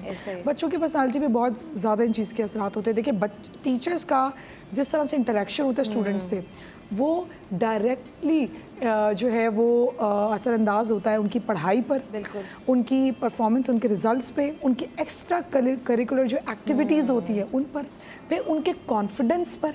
देखिए सुबह उठता है बच्चा, स्कूल जाता है, तो मॉर्निंग उसका जो फर्स्ट चीज़ होती है वो यही कि वो अपने स्कूल में, वो अपने टीचर्स, अपने स्टूडेंट्स, अपनी क्लास फेलोज के साथ है। आप सोचिए साइकोलॉजी की नज़र से, जब मॉर्निंग में बच्चा उठता है सुबह, या कोई भी इंसान जब उठता है, तो उस टाइम पर उसका जो सबकॉन्शियस लेवल है वो ओपन होता है, और उस टाइम पर जो भी इंफॉर्मेशन जा रही होती है वो स्ट्रेंथन हो जाती है, वो देर पा उसकी लाइफ पे असरअंदाज होती है। और अगर सुबह सुबह ही, यानी स्कूल के टाइमिंग्स पर ही उसको कुछ नेगेटिव इम्पैक्ट और नेगेटिव इंटरेक्शंस मिलेंगे, तो उसकी पर्सनालिटी पे बहुत गहरा असर पड़ता है।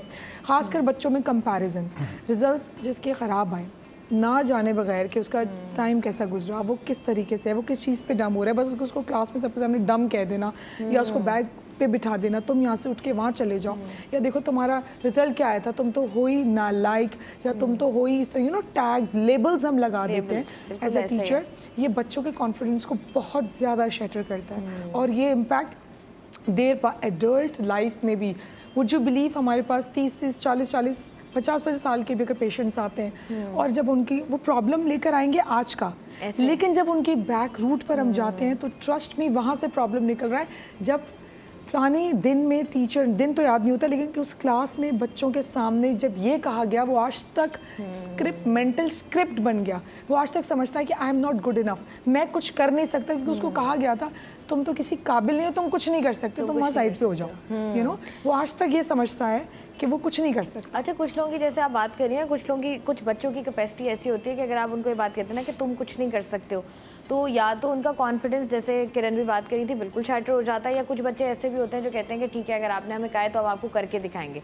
अब ये बच्चों की पर्सनालिटी पर, बच्चों की जो पेरेंट्स हैं वो किस तरीके से उनके साथ खड़े हुए, तमाम तर चीज़ों पर डिपेंड करता है। लेकिन जो लेबल वाली बात आपने कही ना, बिल्कुल सही कही, कि वो जो लेबल्स दे दिए जाते हैं ना, वो सारी ज़िंदगी चलते हैं उनके साथ, और जब उनकी ज़िंदगी में कोई बहुत सीरियस सीरियस मैटर भी होता है, जब कुछ सीरियस प्रॉब्लम भी आती है, तो भी उनके दिमाग में यही होता है that I am not good enough. तो उसको लगता है कि मैं जो भी करूँगा मैं गलत ही करूँगा, या मुझसे तो ये होगा ही नहीं, क्योंकि मुझे तो पहले बचपन से मैं सुनता हुआ आ रहा हूँ। तो वो बच्चा फिर अपनी परफॉर्मेंस, जो उसकी स्किल्स होती हैं, उस तरीके से ना इन्हेंस कर पाता है, ना वो दूसरों को दिखा पाता है कि मेरे अंदर ये तमाम तर स्किल्स जो हैं वो मौजूद है। इस पर मज़ीद भी बात करेंगे, लेकिन यहाँ पर वक्त तो एक ब्रेक का, हमारे साथ रहिए।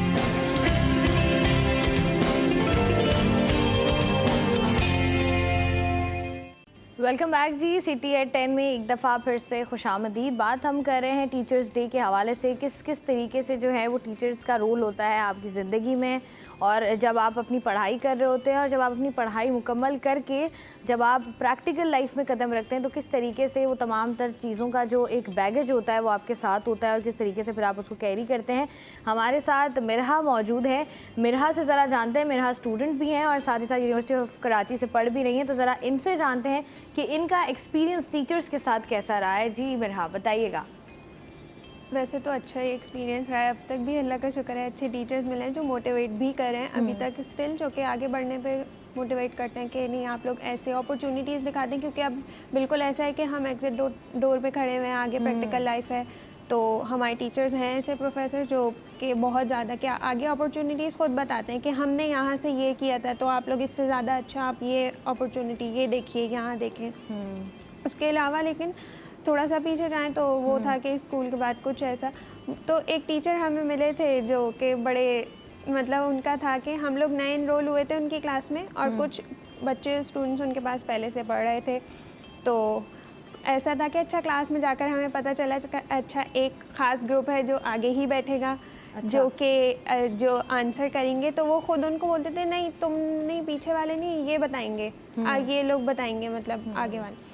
तो वो बाद में पता चला कि अच्छा वो उनका ग्रुप है एक फेवरेट, जो कि तो मेरी एक फ्रेंड है क्लोज, तो उसके साथ ये हुआ कि ऐसे बहुत ब्राइट स्टूडेंट, मतलब क्लास में बहुत अलग नहीं लेकिन पढ़ने में बहुत अच्छी, तो उसके साथ ये हुआ कि उसने 2-3 दफ़ा ऐसे किया उनके साथ कि आंसर देने के लिए या उसके लिए उन्होंने उसको बाकायदा पूरी क्लास में कहा कि नहीं नहीं I will come to you later, first let speak in, तो ये और आहिस्ता आहिस्ता उसका कॉन्फिडेंस इतना शैटर हुआ कि at the end of the year उसका रिज़ल्ट इतना ख़राब, और हम लोग भी सब हैरान थे कि भाई ऐसा क्या हुआ कि वो तो नहीं, वो तो कहते हैं कि नहीं यार मैं कैसे बोलूँगी, मुझसे तो होगा नहीं, और at the end of the year result ये आया कि वो बिल्कुल ऐसा हो गया कि उसका कॉन्फिडेंस इतना शैटर हुआ कि उसने दूसरी क्लासेस में पार्टिसिपेट करना कम कर दिया।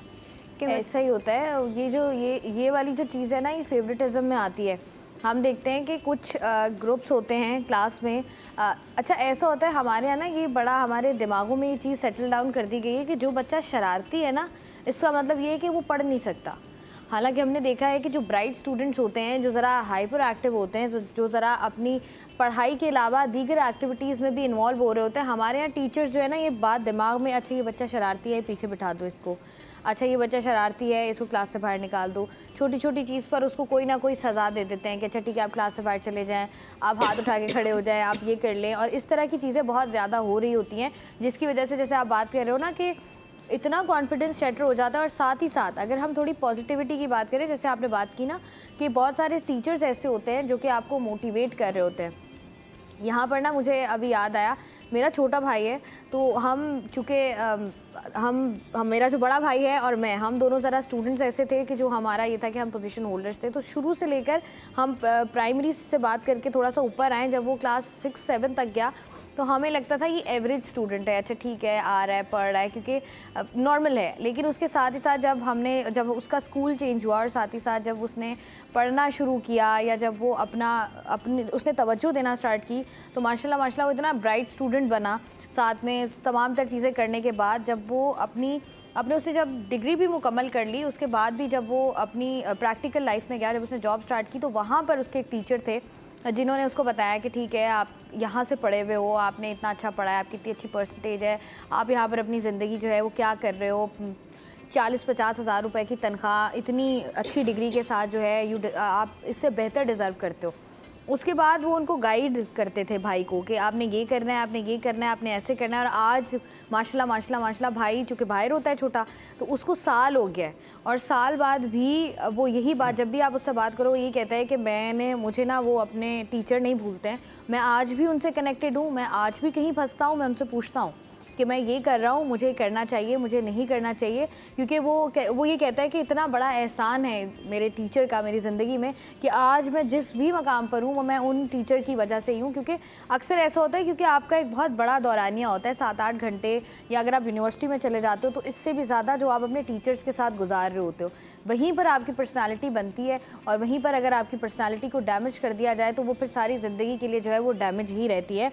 हमारे साथ जो है अगर हम बात कर रहे हैं स्टूडेंट्स की, साथ ही साथ साइकोलॉजिस्ट से भी बात करें तो मोहतशिम हुसैन साहब हमारे साथ मौजूद हैं, जो कि डायरेक्टर हैं मुख्तलिफ स्कूल्स के। इनसे ज़रा बात करते हैं, जो मैं पहले बात करी थी ना, ज़रा लेट फीस वाले चक्कर हो गए, स्कूल का एनवायरनमेंट हो गया, टीचर्स की हायरिंग हो गई। अस्सलाम वालेकुम, मुझे बताइएगा कि क्या होते हैं ये सारे चक्कर। प्राइवेट स्कूल्स अलग से, आजकल हम ये सुनते हैं कि अलग से एक माफिया है और बड़ा स्ट्रॉन्ग माफिया है, इस पर आप क्या कहेंगे?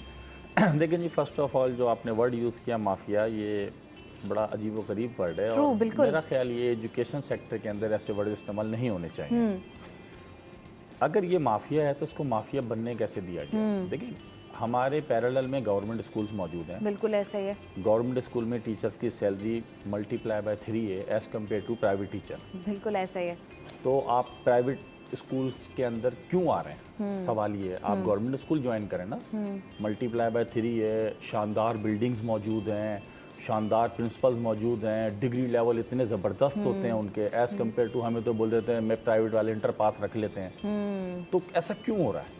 कहीं ना कहीं तो लेकिन है। बिल्कुल ऐसा है। और मैं आपको अगर बताऊं, हम अपनी सराउंडिंग्स की बात करें, कराची की अगर हम बात करते हैं तो कराची के अंदर तो एजुकेशन सेक्टर दे ही प्राइवेट सेक्टर है। बिल्कुल ऐसा ही है। एजुकेशन कहाँ से मिल रही है? प्राइवेट से। किसी आप मुझे 2 गवर्नमेंट स्कूल के नाम बता दें, बोले जी इधर एडमिशन ही नहीं होता, तो मैं बोलूँगा जी ठीक है, प्राइवेट वाले माफिया हैं। मैं आपको प्राइवेट स्कूल हर इलाके के अंदर, मैं सिर्फ ब्रांड स्कूल्स की बात नहीं कर रहा, बिकन सिटी और जनरेशन XYZ, हर एरिया के अंदर भी इतने बेहतरीन स्कूल मौजूद हैं जो इतनी चीप फीस के अंदर पढ़ा रहे हैं और बच्चों से रिजल्ट प्रोड्यूस करवा रहे हैं। और आपका मैट्रिक तक जो बेसिक एजुकेशन है वो सारे प्राइवेट स्कूल ही प्रोवाइड कर रहे हैं। और बच्चों की बेस, कहते हैं ना कि बच्चों की बेस स्ट्रांग होनी चाहिए। बेस अगर स्ट्रांग होती है तो वहाँ से बच्चा निकलता है। जैसे आपने बात की ना कि ये बात भी कही जाती है।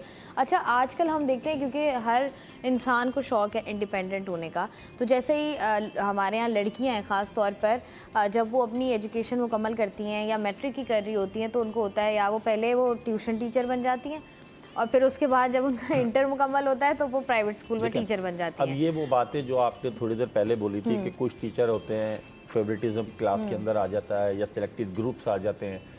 बेसिकली अगर हमारे पास टीचर, प्रॉपर टीचर मौजूद है जो बाय फॉन्ड अपनी एजुकेशन कंप्लीट करके आया है, उसकी वर्कशॉप्स हुई भी होती हैं, एक एक्सपीरियंस लेवल काउंट हो रहा होता है, उसकी एजुकेशन काउंट हो रही होती है, उन टीचर्स की क्लासेस में आपको फेवरेटिज्म नहीं मिलेगा, बल्कि मोटिवेशनल स्पीच मिलेंगी। वो बच्चे को गाइड कर रहे होते हैं, ऐसे वो अपना टेस्ट नहीं ले रहे होते।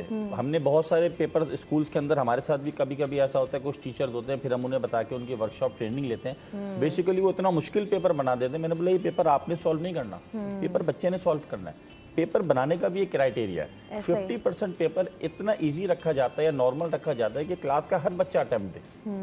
20 से 30% अच्छे स्टूडेंट्स के लिए, और जो लास्ट के 10% 15% का पेपर होता है वो इतना क्रिटिकल बनाया जाता है जिसमें हम पोजीशंस को डिसाइड करें।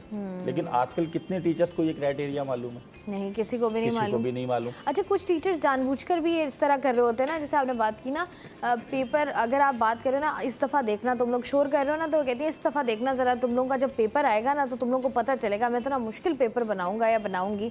तो ये मुझे बताएं, ये जो आपने क्राइटेरिया बताया है, इस क्राइटेरिया पर तो कोई भी नहीं अमल करता। तो वो टीचर ही नहीं है ना, वो तो वो टीचर है, जैसे आपने बताया मैट्रिक किया, इंटर किया, 6 महीने की छुट्टी है, अभी मेरी ऑफ है, चलो मैं स्कूल ज्वाइन कर लेता हूँ। अब मैंने स्कूल ज्वाइन कर लिया, मैंने पढ़ाना शुरू किया, अभी मुझसे बच्चे फैमिलियर हुए थे, उन्होंने मुझे समझा था मेरी मैथडोलॉजी को, टीचिंग टेक्निक को, और मेरी यूनिवर्सिटी स्टार्ट हो गई, या फिर मुझे एक अच्छी अपॉर्चुनिटी मिल गई किसी प्राइवेट फर्म में अंदर 25, 30, 40,000 की सैलरी की ऑफर हो गई। मैंने स्कूल में रिजाइन किया, रिजाइन नहीं भी किया, बिना बताए छोड़ के चले गए। अब बच्चा फिर वहीं स्टॉप हो गया। ऐसा ही है। तो ये जो चीज़ें आप तो है बात कर रहे हैं ना, बिल्कुल सही कह रहे हैं, क्योंकि कुछ टीचर्स ऐसे होते हैं ना जिससे बच्चे इतने अटैच होते हैं, वो किसी और सब्जेक्ट में परफॉर्मेंस नहीं देते, लेकिन वो उस कोशिश करते हैं और वो खुद अपने ऊपर भी काम कर रहे होते हैं कि इस टीचर के सामने मैंने शर्मिंदा नहीं होना, ये टीचर मुझे इतना पसंद करता है या मोटिवेट करता है। ये डिपेंड करता है टीचर की अपनी पर्सनैलिटी के ऊपर। टीचर बच्चे के पास जाए, 5 फिंगर्स आर नॉट इक्वल, सारे बच्चे एक जैसे नहीं है। ऐसे ही, बिल्कुल ऐसे आपने क्लास के अंदर अपने आप को खुद एक स्टूडेंट तस्वर कर लें और सोचें जी कि जो सबसे डल बच्चा है ना, मैंने यहाँ से क्लास स्टार्ट लेनी है, मैंने अपने पीक पॉइंट को नहीं देखना, लोअर पॉइंट को देखना है। जब मैं उस बच्चों को देख के अपना लेक्चर बनाऊंगा तो मेरी पूरी क्लास का रिजल्ट ज़बरदस्त आएगा।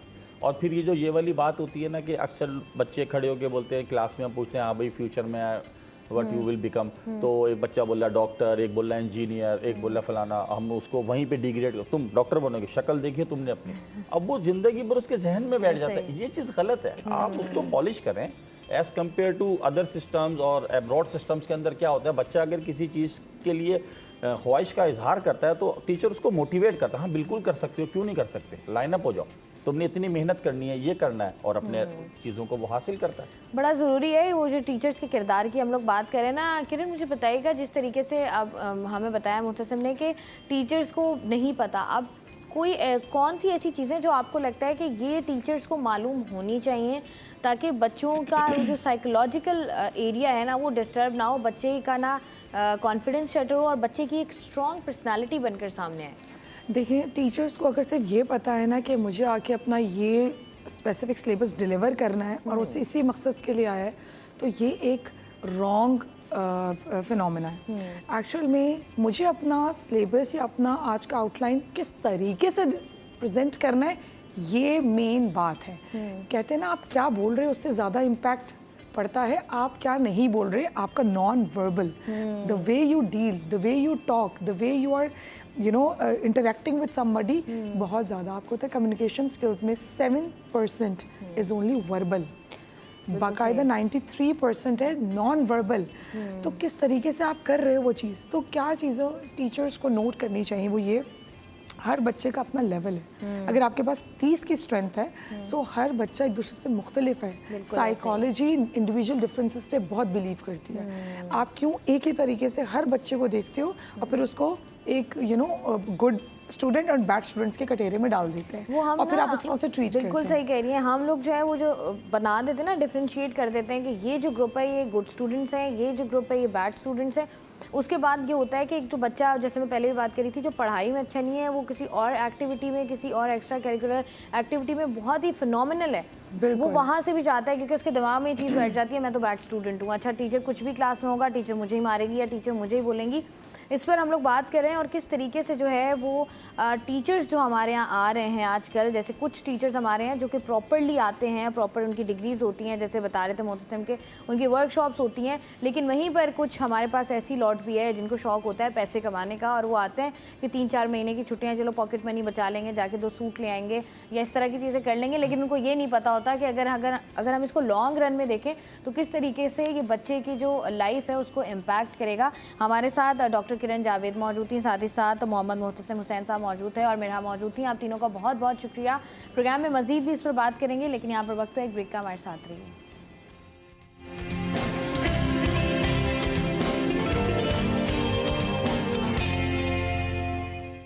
Welcome back ji, city at 10 में एक दफ़ा फिर से खुशामदीद। बात हम कर रहे हैं टीचर्स डे के हवाले से। टीचर्स डे के हवाले से बहुत सारी ऐसी चीज़ें हैं जो हमेशा पूरा साल ही हम देखते हैं अपनी टीवी स्क्रीन्स पर के हाईलाइट हो रही होती हैं, बहुत सारा काम भी हो रहा होता है, बहुत सारी जो है वो आप कह लें कि छोटी मोटी इनकी कैंपेन्स भी चल रही होती हैं कि किस तरीके से जो है वो बेहतर किया जाए अपने आप को भी और साथ ही साथ असातिज़ा के लिए भी जो है वो एक बेहतरीन दर्सगाह बनाई जाए, और इसके लिए बहुत सारा काम हो रहा होता है। उसी पर बात करने के लिए हमारे साथ इस वक्त मौजूद हैं डॉक्टर हसन और जो कि स्कॉलर भी हैं और साथ ही साथ सोशल एक्टिविस्ट भी हैं। इनसे बात करेंगे। बहुत बहुत शुक्रिया आपका। साथ ही साथ हमारे साथ मौजूद हैं मुफ्ती नौमान साहब, उनसे भी बात करेंगे। बहुत बहुत शुक्रिया सर आपका। और प्रोफेसर डॉक्टर समर सुल्ताना साहब हमारे साथ मौजूद हैं जो कि प्रोफेसर हैं पॉलिटिकल साइंस की यूनिवर्सिटी ऑफ कराची में। इनसे भी बात करेंगे। आपका भी बहुत बहुत शुक्रिया। हसन, आपसे शुरू करते हैं। आप सोशल एक्टिविस्ट भी हैं, बताइएगा किस तरीके से जो है आजकल के जो टीचर्स हैं उनके बारे में आपकी पर्सनल इंडिविजुअल राय क्या है? Thank you so much. आज का जो दौर है और टीचर्स जो हैं आज के, मुझे उनसे थोड़ी सी शिकायत है, क्योंकि आजकल सिर्फ टीचर्स से नहीं, डॉक्टर्स से भी शिकायत है। बीइंग अ डॉक्टर मैं अपने आप से, अपने कम्युनिटी के लोगों से भी शिकायत करूँगा कि तिब और टीचिंग ये दो शोबे ऐसे हैं जिस पे आपका अगर अंदर पैशन नहीं है तो आप ना आए, अगर आपको पैसे कमाने हैं तो आप ना आए। तो ये चीज़ें ना पैसों से, कैपिटल से मावरा होती हैं। तालीम देना और किसी का इलाज करना, बाकी अगर आपको पैसा कमाना है तो आप दूसरे शोबों में जाएं। अगर आप देखें हमारे मुसलमानों की तारीख में, तो उस्ताद जो है ना अपने बच्चों से नहीं पहचाना जाता, उस्ताद अपने शागिर्द से पहचाना जाता है। टीचर्स जो हैं अपने शागिर्दों से तारीख में ज़िंदा रहे हैं। अगर आप उससे भी पहले चले जाएं तो सुकरात को कोई नहीं जानता अगर अफलातून ना होता, अफलातून उसका शागिर्द था। अफलातून अमर ना होता अगर अरस्तू उसका नाम जिंदा ना रखता। तो हम अफलातून के बच्चों को नहीं जानते, हम सुकरात के बच्चों को नहीं जानते। हम सुकरात को जानते हैं अफलातून की वजह से, हम अफलातून को जानते हैं अरस्तू की वजह से। शेख इमाम इब्न तैमिया हमारे तारीख़ इस्लाम के बहुत बड़े स्कॉलर गुजरे हैं। उनकी तबीयत में बड़ी शिद्दत थी और उन्होंने बहुत सारे फतवे दिए हैं, सख्त फतवे दिए हैं। उन्होंने शादी नहीं की थी और उनकी डेथ हो गई, और उन्होंने तसनीफ़ उनकी थी 500 के करीब थी, सब ख़त्म हो गई। फिर कुछ तसनीफ़ मिली मोहम्मद बिन अब्दुल वहाब को, उन्होंने उसको असरनो पेश करना शुरू किया लोगों के सामने। और फिर अब एक वहाबी मकतबा फ़िक्र पूरा एक मौजूद है। एक टीचर ने 5 सदियों बाद अपनी किताबों के ज़रिए एक स्टूडेंट को स्टिमुलेट कर दिया। ये है इम्पैक्ट एक टीचर का।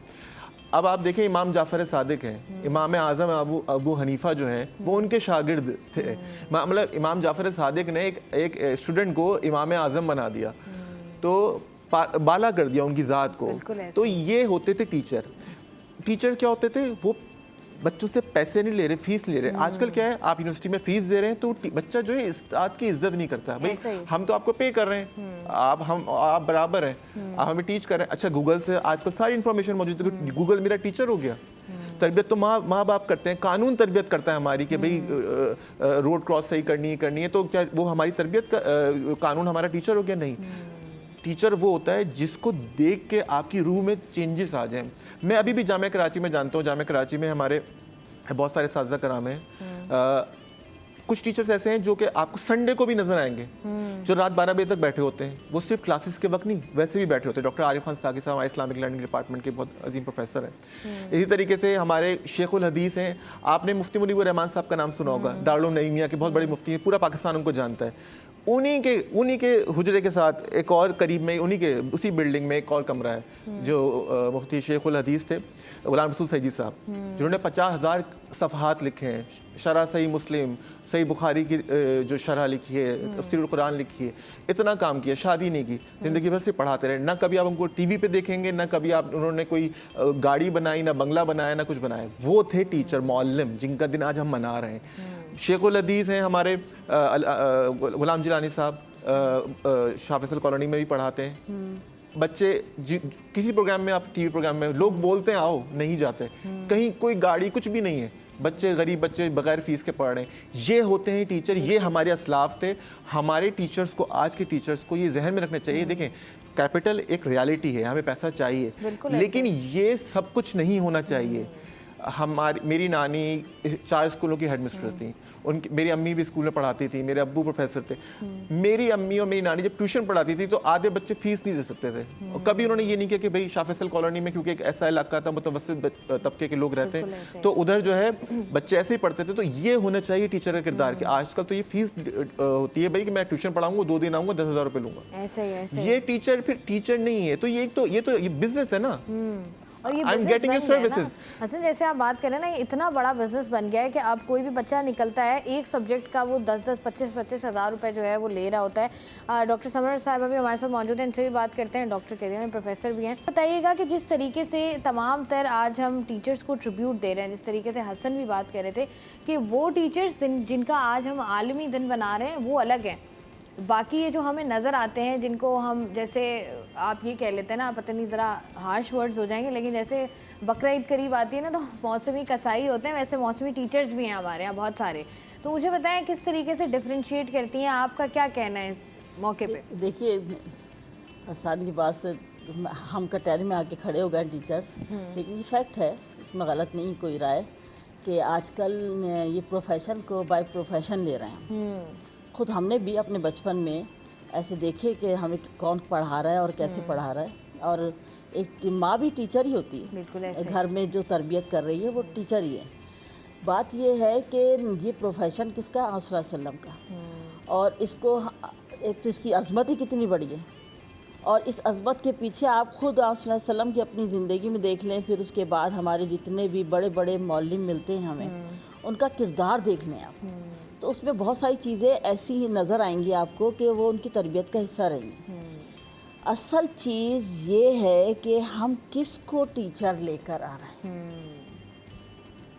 पहले ये होता था कि एक टीचर का प्रोफेशन, एक फोर्सेस का प्रोफेशन, और एक ये डॉक्टरी का प्रोफेशन, जज का प्रोफेशन। इसमें नस्लों को देखा जाता है, 4-4 नस्लों तक कि आपकी नस्लों में काम क्या हो रहा है। ट्रू, बिल्कुल सही कह रही है। आज भी इंग्लैंड में उनकी फोर्सेस में रखे वही जाते हैं जो शाही ख़ानदान से ताल्लुक़ रखते हैं। आज भी सऊदिया में इंतज़ामिया में वही सिपाही होता है, वही लोग होते हैं जो कि 4 नस्लों तक शाही ख़ानदान से या उनकी नस्ल मौजूद होती है। आज भी यहूदियों में असल यहूदी और आला उहदों पर वो रखे जाते हैं जो असल यहूदी होता है, जिसमें मिक्सचर नहीं होता। लेकिन हम क्या करते हैं कि पहले बना देते हैं डॉक्टर, फिर उसके बाद हम अपने बच्चे को इंजीनियरिंग की तरफ ले जाते हैं, फिर उसके बाद किसी और सिविल सर्विसेज में ले गए, मिलिट्री में ले गए, और कुछ ना बन सका तो टीचर बना दिया। तो वो जब ये होता है तो फिर वो उसको खुद उसकी तरबियत नहीं होती। चले ठीक है, अगर वो ऐसा आ भी गया है हादसाती तौर पर तो उसकी तरबियती होते हैं मकामात के, आप मुख्तलिफ मौक़ों पर उसकी तरबियत करें। बिल्कुल ऐसे ही। हम भी जब आए थे, हमारा भी ओरिएंटेशन प्रोग्राम हुआ था और हमें ट्रेनिंग दी गई थी। हमें ही बताया गया था कि हमें किस तरह बिहेव करना है। ऐसा नहीं कि हम आज बने और कल जाके ले गए। हमारे अच्छे टीचर अपने ड्रेस से मुतासिर करता है स्टूडेंट को, अच्छा टीचर अपनी तालीम से मुतासिर करता है, अच्छा टीचर अपने पढ़ाने से मुतासिर करता है, अच्छे टीचर अपने अमल से मुतासिर करते हैं। मैं अपने एक टीचर को बहुत ज़्यादा पसंद करती हूँ। इतने ईमानदार टीचर, इतने ज़बरदस्त टीचर कि अगर किसी ने, जैसे मैं एक किताब ख़रीद के लेके गई जो नहीं अवेलेबल थी तो उन्होंने मुझसे नहीं ली। उस वक्त उसकी कीमत थी 13 रुपये 4 आने। मैंने बहुत 4 आने नहीं, उन्होंने हालांकि वो ऐसी की नायाब किताब थी कि वो रख सकते थे, लेकिन नहीं, उन्होंने अदा किए। उनके घर में जब हम टीचर बने, वो हमारे सीनियर थे, जब हम उनके घर में गए हैं, प्रोफेसर के घर में, तो जो बेंचें होती है ना लकड़ी के फट्टों की बनी हुई, उनके घर में सोफ़ों की शक्ल में वो मौजूद थी। और 8 बजे की क्लास का मतलब 8 बजे वेल ड्रेस, गाउन पहने हुए, और फिर अपना पूरा सिलेबस ख़त्म करना, पढ़ाना, नहीं समझ में आया तो दोबारा पढ़ाना, 3-3 मरतबा पढ़ाना। तो तरबियत का ये आंसर कहाँ से आया?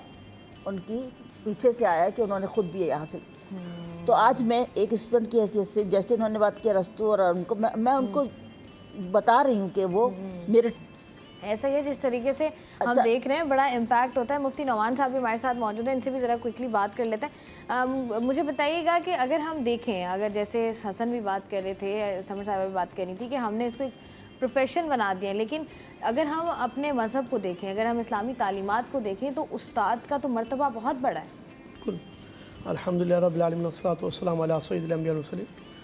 देखें, प्रोफेशन बहुत अजीम है और बहुत मर्तबे वाला है, और ये सिर्फ एक प्रॉफिट का नहीं है बल्कि ऑल प्रॉफिट्स का प्रोफेशन ही टीचिंग था।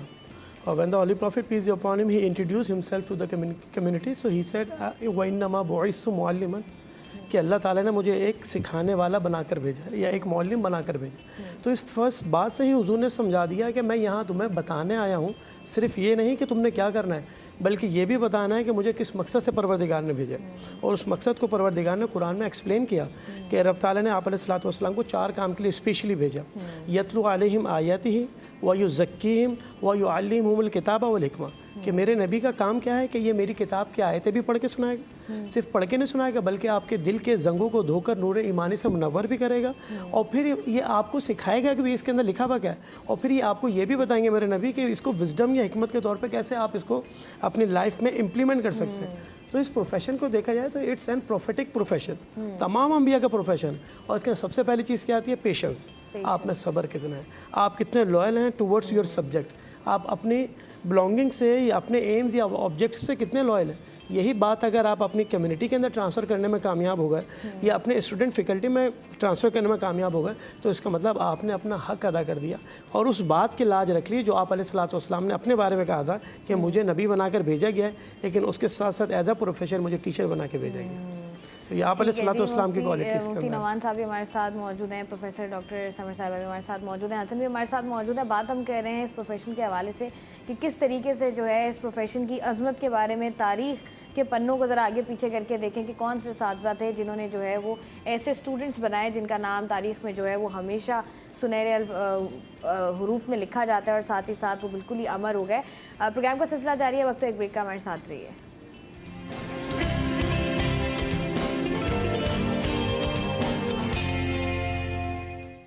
Welcome back ji. City at 10 में एक दफ़ा फिर से खुशामदीद। हम बात कर रहे थे टीचर्स डे के हवाले से और किस तरीके से जो है वो टीचर्स का जो है वो एक बहुत अहम किरदार होता है आपकी ज़िंदगी में। लेकिन साथ ही साथ अगर हम अपने पाकिस्तान में रहते हुए अगर अपने निज़ाम तालीम की बात कर लें, हम देखते हैं कि बहुत बड़ी तादाद है, बहुत बड़ी परसेंटेज है स्टूडेंट्स की, बच्चों की, जो कि हमें तालीम से दूर नज़र आते हैं, स्कूल कॉलेजेस से बाहर नज़र आते हैं, जिसकी वजह से जो है वो बहुत सारे मसाइल हमारे मुआशरे में जन्म ले रहे हैं। साथ ही साथ हमने एक और चीज़ भी देखी, कुछ ही अगर हम पीछे चले जाएं, कुछ ही अरसा पीछे चले जाएं, तो हमने देखा कि ये इंग्लिश मीडियम, उर्दू मीडियम का भी रिवाज आया। उसके बाद आज भी अगर हम देखें अपने मुआशरे में, अपने इर्द गिर्द देखें, तो यहाँ पर अगर आपके पास कोई डिग्री नहीं है, आप कुछ नहीं करते, लेकिन आपको इंग्लिश बोलनी आती है, इंग्लिश अच्छी है आपकी, तो आपको बड़ा मोतबर समझा जाता है। वहीं पर वो लोग जिनके पास डिग्रीज़ हैं, जिन्होंने पूरी तालीम हासिल की हुई है, सब कुछ है, लेकिन वो उस तरीके से फ्लुएंट नहीं है इंग्लिश में, तो वहाँ पर वो जो है एक बहुत बड़ा क्वेश्चन मार्क जो है वो उनकी पर्सनालिटी पर लग जाता है। इस पर अपने तालीमी निज़ाम पर भी जो है हम बात करेंगे। हसन, मुझे बताइएगा, ये जो हमने तालीम का जो मयार, जो स्टैंडर्ड सेट किया हुआ है हमारे मुल्क में, आप इससे सेटिस्फाइड हैं? नहीं, बिल्कुल भी नहीं सर मैम। जैसे कि मदरसों में तालीम अलग तरीके की होती है, बहुत कम मदरसे हैं जहाँ इंग्लिश भी पढ़ाई जा रही है, कंप्यूटर भी सिखाया जा रहा है, वरना मेजॉरिटी में नहीं सिखाया जा रहा। इसी तरीके से इंग्लिश मीडियम ओ लेवल्स अलग तरीके से डील करते हैं बच्चों को, उर्दू मीडियम स्कूल्स अलग तरीके से डील करते हैं। और लैंग्वेज तो एक कम्युनिकेशन वो है, सोर्स ऑफ कम्युनिकेशन है, it has nothing to with the knowledge. आपको अपने सब्जेक्ट पे अबूर होना चाहिए। दूसरी बात ये कि सब्जेक्ट पे अबूर होने के साथ साथ हम जो टीचर की जब बात कर रहे होते हैं, तो उसमें फिर हम ये कहते हैं कि उसके किरदार में वो चीज़ नज़र आनी चाहिए, क्योंकि जब तक किरदार में वो चीज़ नज़र नहीं आएगी बच्चा वो पिक नहीं करेगा। अगर टीचर बहुत जो है क्या कहते हैं इस्लामियत पढ़ा रहा है और उसके कैरेक्टर में वो देख रहा है कि वो इंसाफ नहीं कर रहा है बच्चों के साथ, या उसकी तबीयत में मस्खरापन है या कोई इस तरह की चीज़ है, या गालम गलोच करता है अपनी निजी महफिल में, वो सुनता है तो बच्चे कहेगा यार ये तो हमें इस्लामियत पढ़ाते हैं, ऐसा क्यों कर रहे हैं, तो ज़्यादा जिम्मेदारी आयद हो जाती है। अगर कोई उर्दू का टीचर है तो वो शेर व शायरी, वो उसके लफ्ज़ अलग होने चाहिए आम आदमी से, ऐसे ही है, तो ये ताकि पता चले कि वो उर्दू का टीचर है। तो यही चीज़ होती है, जो छोटी छोटी चीज़ें जो बच्चे को उठते बैठते हैं वो देखता है। और इसी तरीके से एक और चीज़ से मैं गुफ्तगू में ऐड करना चाहूँगा कि मार्क्स, टीचर जो है ना मार्क्स देने पे, जैसे कि भाई मेरा जानने वाला इसको ज़रा मार्क्स ज़्यादा, यूनिवर्सिटी लेवल में बहुत होता है, फेवरेट्स होते हैं, पॉलिटिकल पार्टीज आके प्रेशर लगाती हैं, जानने वाले होते हैं। अगर आप किसी एक को नंबर दे रहे हैं, अगर मैंने आपको ज़्यादा नंबर दे दिया तो मुझे फिर बाकी क्लास के नंबर भी बढ़ाने चाहिए, क्योंकि ये बहुत ज़्यादती है।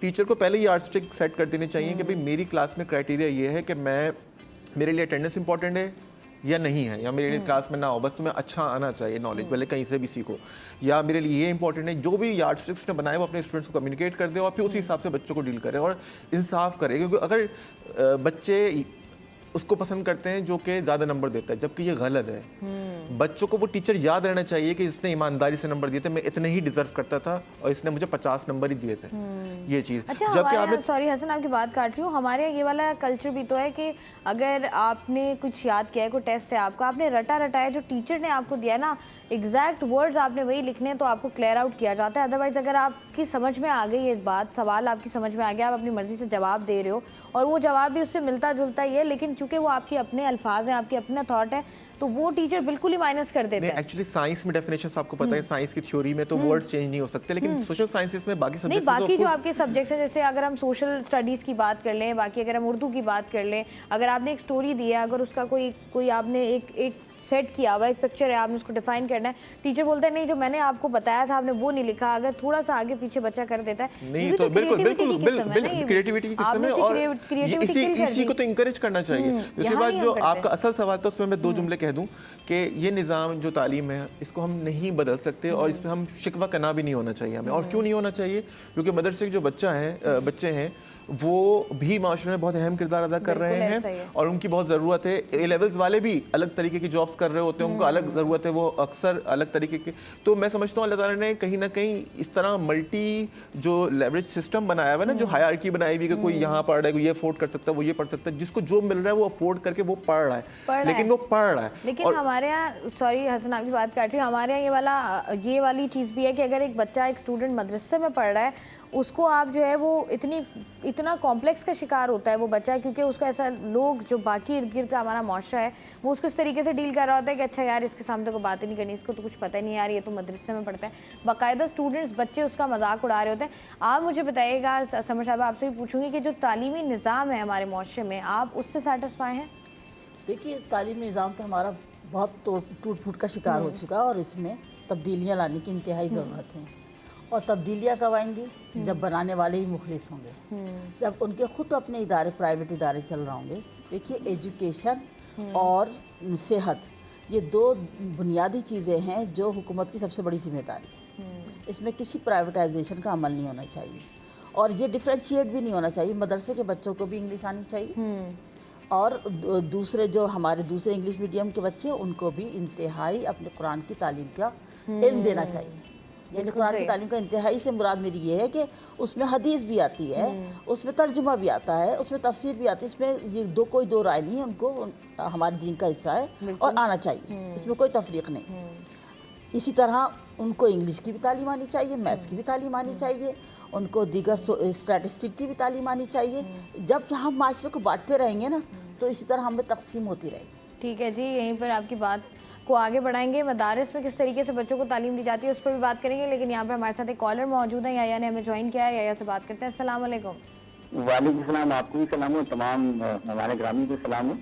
देखिए, असातिज़ा का आज भी दिन है और यकीनन असातिज़ा की इज्जत करना हमारा फर्ज भी है और यकीनन वालिदैन की जगह ही वो होते हैं एक तरह से। लेकिन अनफॉर्चुनेटली हमारे यहाँ जो communication between teachers and students है ना, उसका बड़ा फुकदान भी है। और दूसरी बात है कि आजकल, मैं तो इस बात से एग्री नहीं करता, क्योंकि आजकल तो बच्चों को इतना पैम्पर कर दिया है कि वो टीचर्स के आगे भी खड़े हो जाते हैं। उस्ताद के पास जरूर कुछ ना कुछ होता है। उस्ताद अगर डांट भी देता तो उसमें इतनी बड़ी नाराजगी की बात नहीं है, लेकिन एक जरूर होना चाहिए रिश्ता कि बच्चा आपसे इतना कंफर्टेबल हो कि आपसे वो बात कर सके और अपनी हर चीज आपको बता सके। खौफ का नहीं एलिमेंट होना चाहिए, उससे बड़ी बात। मेरा जो सवाल आपके सब पैनल से ये है, बात ये है कि आजकल हमारी तालीम जो है ग्लैमराइज हो गई है। अब इन्होंने जैसे कहा ना, क्लासिफिकेशन बहुत ज्यादा हो चुकी है, जाहिर बात है असातिज़ा की प्रॉपर ट्रेनिंग नहीं हुई। इतने सारे स्कूल खुल गए हैं। असातिज़ा का सबसे बड़ा मेन काम होता है कि how to communicate with the children, that is the very professional thing. लेकिन अनफॉर्चुनेटली क्योंकि हर बच्चा, हर स्कूल खुल चुका है, वहाँ कोई ट्रेनिंग है नहीं और वो जो है वो उनको पढ़ाने का तरीका और कम्युनिकेशन स्किल नहीं होती। तो क्या ये आप नहीं समझती कि असातिज़ा को एक प्रॉपर ट्रेनिंग के बाद ही उसको टीचर बनाना चाहिए? क्योंकि आम स्कूल पर किसी भी टीचर को ले लेते हैं जिसके पास कोई ट्रेनिंग ही नहीं होती। तो प्रोफेशनलिज्म बहुत जरूरी है मेरे ख्याल से। बिल्कुल ऐसा ही है। बहुत बहुत शुक्रिया। याया हमारे साथ मौजूद थे बफर जोन से और वो यही बात कर रहे थे कि जिस तरीके से हम लोग बात करते हैं, अगर हम सरकारी टीचर्स का क्राइटेरिया देखें तो वहीं पर हम लोग देखते हैं कि वहाँ पर जो है वो प्रॉपर आपकी जो है वो टेस्ट भी हो रहे होते हैं, आपके मार्क्स भी होते हैं, आपकी तमाम तर चीज़ें होती हैं, मेरिट पर आपका नाम आएगा, बहुत सारी चीज़ें देखी जाती हैं। लेकिन वहीं पर अगर हम प्राइवेट स्कूल्स या कॉलेजेस में चले जाएं तो वहाँ पर ज़रा निज़ाम हमें जो है वो थोड़ा सा आगे पीछे नज़र आता है। मुफ्ती साहब, मुझे बताइएगा कि ये जो एक डिस्क्रिमिनेशन होती है, इसको आप किस तरीके से देखते हैं कि एक स्टूडेंट को बिल्कुल अलग तरीके से ट्रीट किया जाता है, दूसरे को बिल्कुल अलग तरीके से ट्रीट किया जाता है? देखिए, डिस्क्रिमिनेशन होनी नहीं चाहिए। जिसके पास इल्म होगा उसको इल्म की अहमियत का भी अंदाज़ा होगा और जिसके पास इल्म नहीं है वो ये डिस्क्रिमिनेशन का शिकार होगा। तो इल्म तो आपको सबसे पहले ये सिखाता है कि आपको अदब कैसे करना है, सामने वाले की रिस्पेक्ट कैसे करनी है, दूसरों के साथ डील कैसे करनी है। तो यही सारी बातें अगर हम बिल्कुल स्टार्टिंग से देखें तो प्रॉफिट की लाइफ के अंदर देखना पड़ेगा। देखिए, हमारे लिए असल रोल मॉडल क्या है? आप अलैहिस्सलाम की लाइफ। अगर उस लाइफ का स्केच सही तरीके से हमने देखा हुआ है, उनकी फिगर एंड फैक्ट्स हमने पढ़े हुए, तो हमें किसी फील्ड के अंदर प्रॉब्लम नहीं होगी, क्योंकि अल्लाह ने कह दिया कि आपके लिए बेस्ट एग्जाम्पल प्रॉफिट की लाइफ है। अच्छा, हुज़ूर अलैहिस्सलाम जब अपने स्टूडेंट्स की ट्रेनिंग करते थे ना, जैसे ट्रेनिंग का भी यहाँ पे एक टॉपिक आपने डिस्कस किया, तो वो पूछते थे सहाबा कराम से। बहुत मशहूर हदीस है आप अलैहिस्सलाम की कि हज़रत मुआज़ बिन जबल को यमन का गवर्नर बना के आप अलैहिस्सलाम भेज रहे थे, तो पहले उनका टेस्ट लिया जिसको आप कहते हैं एप्टीट्यूड टेस्ट कह लें, इंटरव्यू कह लें। चलो भाई इस पोस्ट के लिए मैं आपको डिज़ाइन करता हूँ इस पोस्ट के लिए, तो मुझे पहले आपका इंटरव्यू लेना है। तो पूछा if you will find any problems how would you deal it, तो उन्होंने कहा I will check in the holy Quran. उन्होंने कहा ठीक है, if you would not find in the Quran then what would you do, he said I will check in the Sunnah. ठीक है भाई, ये भी आंसर ठीक है। If you would not find in the Quran Sunnah then what would you do, then I will analyze myself with the teaching of Islam. Then Prophet said, yes, you are eligible to assign that post. क्या मतलब हुआ कि आपको ये पता है कि पहले कुरान में सर्च करना है, फिर हदीस में देखना है। अगर यहाँ तक बात क्लियर नहीं है तब आपने अपने यूटिलाइज करनी है अपनी नॉलेज को on the basis of Islam. तो अब समझ आ गया कि हर चीज़ का एक क्राइटेरिया प्रॉफिट ने 1400 ईयर्स पहले सेट कर दिया था कि पहले चेक करें कि इस डेजिग्नेशन के लिए ये पर्सन ठीक है या नहीं। तो इस बात को भी फॉलो करना चाहिए। ठीक है जी, बहुत सारी चीज़ें हैं जिस पर हम लोग बात कर रहे हैं। एक बहुत ही वास्ट टॉपिक है, इस पर जितनी भी बात कर ली जाए वो कम है, लेकिन चूंकि हमारे पास टाइम की थोड़ी सी कमी है, हमारे साथ हसन नौज मौजूद थे, साथ ही साथ प्रोफेसर डॉक्टर समर साहिबा मौजूद थी, मुफ्ती नौमान मौजूद थे। बहुत बहुत शुक्रिया आप तीनों का। और बहुत ज़रूरी है कि जो है वो आप जो पढ़ा रहे हैं पहले आपकी पर्सनैलिटी में वो चीज़ नज़र आए, ताकि बच्चा जो है वो जल्दी आपसे कनेक्ट भी हो सके और आपको जो वो तमाम तर पढ़ाई या जो आप उसको सिखा रहे हैं वो पिक भी कर सके। प्रोग्राम का सिलसिला जारी है, वक्त एक छोटी सी ब्रेक का, हमारे साथ रहिए।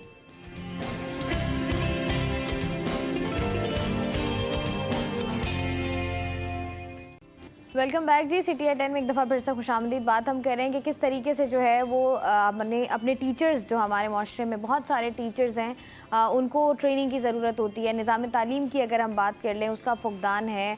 बहुत सारी ऐसी चीज़ें हैं जिनमें बेहतरी की बहुत ज़्यादा गुंजाइश है, क्योंकि आज टीचर्स का आलमी दिन मनाया जा रहा है। तो उसी पर बात करने के लिए अफजिया नौरीन साहिबा मेरे साथ मौजूद हैं, जो कि एजुकेशनलिस्ट भी हैं और सोशल एक्टिविस्ट भी हैं। और साथ ही साथ मेरे साथ मौजूद हैं सैयद सलेमान साहब, जो कि deputy secretary Al Hadeed private school management association and administrator भी हैं, इनसे भी हम बात करेंगे। और साथ ही साथ हमारे साथ मौजूद हैं हाजरा आरिफ, जो कि एजुकेशनलिस्ट हैं और ज़ेबिस्ट यूनिवर्सिटी में होती हैं, इनसे भी बात करेंगे हम। अस्सलाम वालेकुम, आप तीनों का बहुत बहुत शुक्रिया। सबसे पहले तो हैप्पी टीचर्स डे आप तीनों को, मैं भूल गई थी कहना।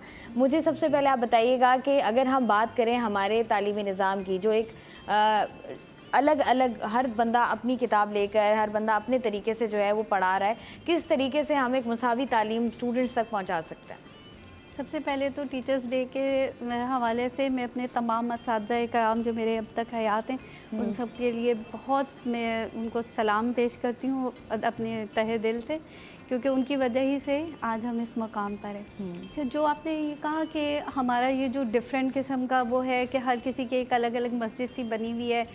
अब मेरे ख्याल बहुत कम ही शायद ही पाकिस्तान में ही इस तरीके का है कि यहाँ कैम्ब्रिज का भी चल रहा है निज़ाम, मदरसे का निज़ाम भी चल रहा है, वो जो प्राइवेट स्कूल्स हैं वो अपनी अपनी बुक्स पढ़ा रहे हैं, मतलब हर किसी का अपना अपना हिसाब है। तो ये जो है ना, इससे क्या होता है कि स्टूडेंट जो है पेरेंट्स के पास आज जो है वो बच्चा पता चलता है प्राइवेट स्कूल में है, अगर फिर उसके बाद उनके पास नहीं वो होता है तो वो पता चलता है उसमें चला गया गवर्नमेंट स्कूल में करवा दिया है, फिर उसके बाद कॉलेज में गए तो वो वहाँ पे डिफरेंट, तो वो बच्चे की पूरी पर्सनैलिटी भी ख़राब हो जाती है और आपका वो बच्चे कोई चीज़ गेन नहीं कर पा रहे होते। तो हमारे यहाँ गवर्नमेंट को सबसे पहले तो ये करना चाहिए कि एटलीस्ट हमारा जो प्राइमरी से लेकर बच्चे का मॉन्टेसरी से लेकर मैट्रिक तक का जो हमारा वो है वो सबके लिए यकसा होना चाहिए, बड़ा ज़रूरी भी है। और जिस तरीके से आप बात कर रहे हैं, अक्सर ऐसा होता है कि बच्चों ने अपनी बेस से लेके मैट्रिक तक जो है वो प्राइवेट स्कूल में पढ़ा होता है, आगे से फिर वो जो है सरकारी कॉलेज में चले जाते हैं, तो माहौल देख कर ही परेशान हो जाते हैं, क्योंकि प्राइवेट स्कूल्स की हम बात करें, साथ ही साथ अगर हम सरकारी स्कूल या कॉलेजेस की बात कर लें तो वहाँ पर भी सूरत हाल काफ़ी तब्दील है और बहुत बड़ा एक गैप है। सलमान, आप मुझे बताइएगा, जिस तरीके से हम लोग बात करें यकसा निज़ाम तालीम की, यकसा निज़ाम तालीम किस तरीके से मुमकिन है और क्यों नहीं दिया जाता है? इसके लिए हमें बिल्कुल प्रोग्राम्स बनाने पड़ेंगे, बैठ के इसको देखना पड़ेगा कि किस तरीके से हम एक यकसा तालीम को चला सकते हैं। वैसे प्राइवेट स्कूल में बहुत मुश्किल हुआ ये काम आजकल के दौर में, क्योंकि इस तरह से हमने नहीं कर सकते। अच्छा सलमान, जिस तरीके से हम देख रहे हैं कि टीचर्स आजकल हम देखते हैं उस तरीके से टीचर्स की ओरिएंटेशन नहीं होती है। टीचर्स अब मैट्रिक कर लिया, रख लिया, छोटी सी बच्ची है, चलो ठीक है, ये खुद 8वीं में पढ़ रही है, 1-2 के बच्चे पढ़ा लेगी, इस पर आप क्या कहते हैं? नहीं, 8 क्लास के बच्चे तो टीचर्स नहीं रख सकते। मैट्रिक के बाद या इंटर के बाद टीचर्स हैं हमारे पास अवेलेबल, लेकिन ये कि वो पढ़ा रही हैं और उनको सिखाया जाता है एक टीचर्स की एक पूरी प्रोफाइल चेक करके टीचर रखनी चाहिए, ऐसे नहीं रखनी चाहिए। बड़ा ज़रूरी है कि प्रोफाइल जो है वो उनकी चेक हों और तमाम तर चीज़ें हों। हाजरा, मुझे आप भी बताइएगा कि क्या आपने एक मेजर डिफरेंस फील किया है अगर हम एक सरकारी यूनिवर्सिटी की बात करें और एक हम प्राइवेट यूनिवर्सिटी की बात करें? Thank you very much for inviting me सबसे पहले तो, और सबसे पहले सब टीचर्स डे के हवाले से सबको मेरी तरफ से बहुत बहुत मुबारक। ये बहुत बड़ा डिफरेंस है। देखें, अगर हम प्राइवेट यूनिवर्सिटीज़ की बात करते हैं तो प्राइवेट यूनिवर्सिटीज़ में एजुकेशन का system is entirely different true as compare to the public sector. अगर हम, ऑब्वियसली मैं यहाँ पे नाम तो लेना नहीं चाहूँगी, बट अगर हम कंपैरिजन करते हैं और जो हम अपने इन्वायरमेंट में जाते हैं, हम जाके विज़िट करते हैं, तो जो पब्लिक सेक्टर यूनिवर्सिटीज़ हैं वहाँ पे पढ़ाने का अंदाज़, वहाँ पे पढ़ाने का माहौल, टीचर्स की ट्रेनिंग, ये सब चीज़ें बहुत ज़्यादा मैटर कर रही होती हैं। तो जब हम कंपेयर करते हैं प्राइवेट सेक्टर को, तो वहाँ पे education is much better comparatively, because obviously वहाँ पे उनको पता है कि हमने इतनी फ़ीस लेनी है। तो पब्लिक सेक्टर में उतनी फ़ीस नहीं ली जाती है, वहाँ पे टीचर्स भी उसी तरीके से आपको वो फीडबैक देते हैं रिगार्डिंग। तो आई थिंक मुझे लगता है कि दोनों जगह पे हमें चेंज होने की ज़रूरत है। और स्पेसिफ़िकली जो हमारे मीडियम ऑफ इंस्ट्रक्शंस हैं, अगर मीडियम ऑफ इंस्ट्रक्शंस की बात करते हैं तो अगर हम उर्दू मीडियम पढ़ा रहे हैं तो हम उर्दू मीडियम में ही पढ़ाएंगे, और अगर इंग्लिश पढ़ा रहे हैं तो इंग्लिश में पढ़ाएंगे। ये भी एक बहुत बड़ा डिफरेंस होता है कि अब एक गवर्नमेंट सेक्टर से एक बच्चा स्कूल से पढ़ के आ रहा है, कॉलेज से पढ़ के आ रहा है, वो सडनली एक प्राइवेट इंस्टीट्यूशन में आ जाता है और वहाँ पे आके उसको मीडियम ऑफ इंस्ट्रक्शन जो है वो इंग्लिश मिलती है। मैंने खुद ये चीज़ फेस की है। स्टूडेंट्स कहते हैं कि मिस प्लीज़ आप लेक्चर जो है वो उर्दू में डिलीवर करें, because we can not understand, हमें अंडरस्टैंडिंग का बहुत प्रॉब्लम होता है। फिर दोनों इंस्ट्रक्शंस यूज़ करनी पड़ती हैं बच्चे को समझाने के लिए। तो ये सब चीज़ें हमें हमारे एजुकेशन सिस्टम में बहुत बड़ा पार्ट प्ले कर रही हैं, और हमें चाहिए कि ऑब्वियसली इक्वालिटी बेस्ड था कि बच्चे जो हैं वो सफ़र ना करें। जब वो गवर्नमेंट सेक्टर से आ रहे हैं, एंटर हो रहे हैं यूनिवर्सिटी के अंदर या कॉलेज के अंदर, तो वो सफ़र ना करें। अच्छा हाजरा, एक चीज़ जो मैं अपनी बात अगर करूं, जो मैंने भी ऑब्ज़र्व की है, अगर हम लोग जा रहे होते हैं, अगर किसी भी ऐसे टॉपिक पर या कोई भी ऐसा आप कह लें कि एक ऐसी चीज़ हो रही है जो आपके माशरे में हो रही है, आपको उस पर बात करनी है, आपको उस पर जो है वो बच्चों का, नौजवानों का एक पॉइंट ऑफ व्यू चाहिए होता है। तो जब भी हम किसी भी प्राइवेट यूनिवर्सिटी में गए हैं, बड़ी बड़ी यूनिवर्सिटीज़ हैं, उनसे आप इंटरेक्शन करते हो, उनसे आप पूछते हो, तो वो अगर कोई, मैं उनसे सवाल करती हूँ कि अगर ये हो रहा है आप बताएं, आप इस पर क्या कहेंगे, तो मुझे कहते हैं आप जवाब पहले बता दें हमें, हम वो बोल देंगे जो आप कह रहे हैं, या वो बहुत ज़्यादा मुश्किल होती है। यही अगर प्राइवेट यूनिवर्सिटी से हटकर मैं यही कराची यूनिवर्सिटी में चली जाऊँ या किसी और सरकारी यूनिवर्सिटी में चली जाऊँ, मुझे बड़े तफसीली जवाबात मिलते हैं उनसे। अब लोगों जो हम लोग भी अक्सर बात कर रहे होते हैं, यार ये इतनी ज़्यादा फीसेस दे रहे हैं, उसके बाद इनके पास नॉलेज तो गेन नहीं हो रहा। चले बाकी तमाम तर चीज़ें उनकी पूरी हैं, एक अच्छा उनको इन्वायरमेंट मिल रहा है, एक अच्छा माहौल मिल रहा है, उस तरीके से स्ट्रिक्टनेस नहीं होती जिस तरीके से गवर्नमेंट यूनिवर्सिटीज़ में हो रही होती है, लेकिन उसके बावजूद भी जो उनके पास वो जो इल्म का ख़जाना है उस तरीके से नहीं होता, उनकी क्लैरिटी नहीं होती, उनके अंदर ये नहीं होता कि अगर अच्छा कोई ऐसा मौजू जो उनके टॉपिक से हट कर आ गया वो उस पर बात कर लें, वो बिल्कुल ही कंफ्यूज हो जाते हैं। इसकी वजह क्या है? इसकी वजह आई थिंक जनरेशन गैप है, क्योंकि बेसिकली जो हमने नोटिस किया है वो ये है कि देखें जेन ज़ीज़ जो हैं, जो इस जनरेशन को समझाना और सीरियस एटीट्यूड की तरफ लाना थोड़ा सा प्रॉब्लम है। ऑल्दो ऐसा नहीं है कि प्राइवेट यूनिवर्सिटीज़ में हम नॉलेज नहीं दे रहे बच्चों को, हम बच्चों के लिए इतने सारे सेशंस करवाते हैं, उनके सॉफ्ट स्किल डेवलपमेंट पे काम हो रहा होता है, उनके before going to entering to the corporate sector उस पर काम हो रहा होता है, डिफरेंट एंगल्स से काम किया जा रहा होता है, और इतनी ज़्यादा उसमें वर्कशॉप्स हो रही होती हैं, हम गेस्ट स्पीकर सेशंस हो रहे होते हैं, ताकि करिकुलम में वो जो एक गैप है वो फिल आउट हो सके। क्योंकि ऑब्वियसली जब आप पहली दफ़ा ग्रेजुएट करके आप कॉर्पोरेट में एंटर होते हैं तो वहाँ पे आपको बहुत सारी प्रॉब्लम्स भी फेस करनी पड़ती हैं। तो हम, ऐसा नहीं है कि हम सिखाते नहीं हैं, पढ़ाते नहीं हैं, करते सब कुछ हैं, मगर ऑब्वियसली मुझे नज़र आता है वो जनरेशन गैप है। हाँ, अच्छा, ये आपने बड़ी बात की है। मिलेनियल और जो जेनजीज़ की जंग चल रही है ना, इनको समझाना भी बड़ा मुश्किल है, और ये बड़ा माइंड भी कर जाते हैं, बड़े सेंसिटिव हसास टाइप के बच्चे होते हैं आजकल। अच्छा सलमान, मुझे आप बताइएगा, आपको हमारे तालीमी निज़ाम में कहाँ कहाँ लैकिंग नज़र आती है कि यहाँ पर लैकिंग है?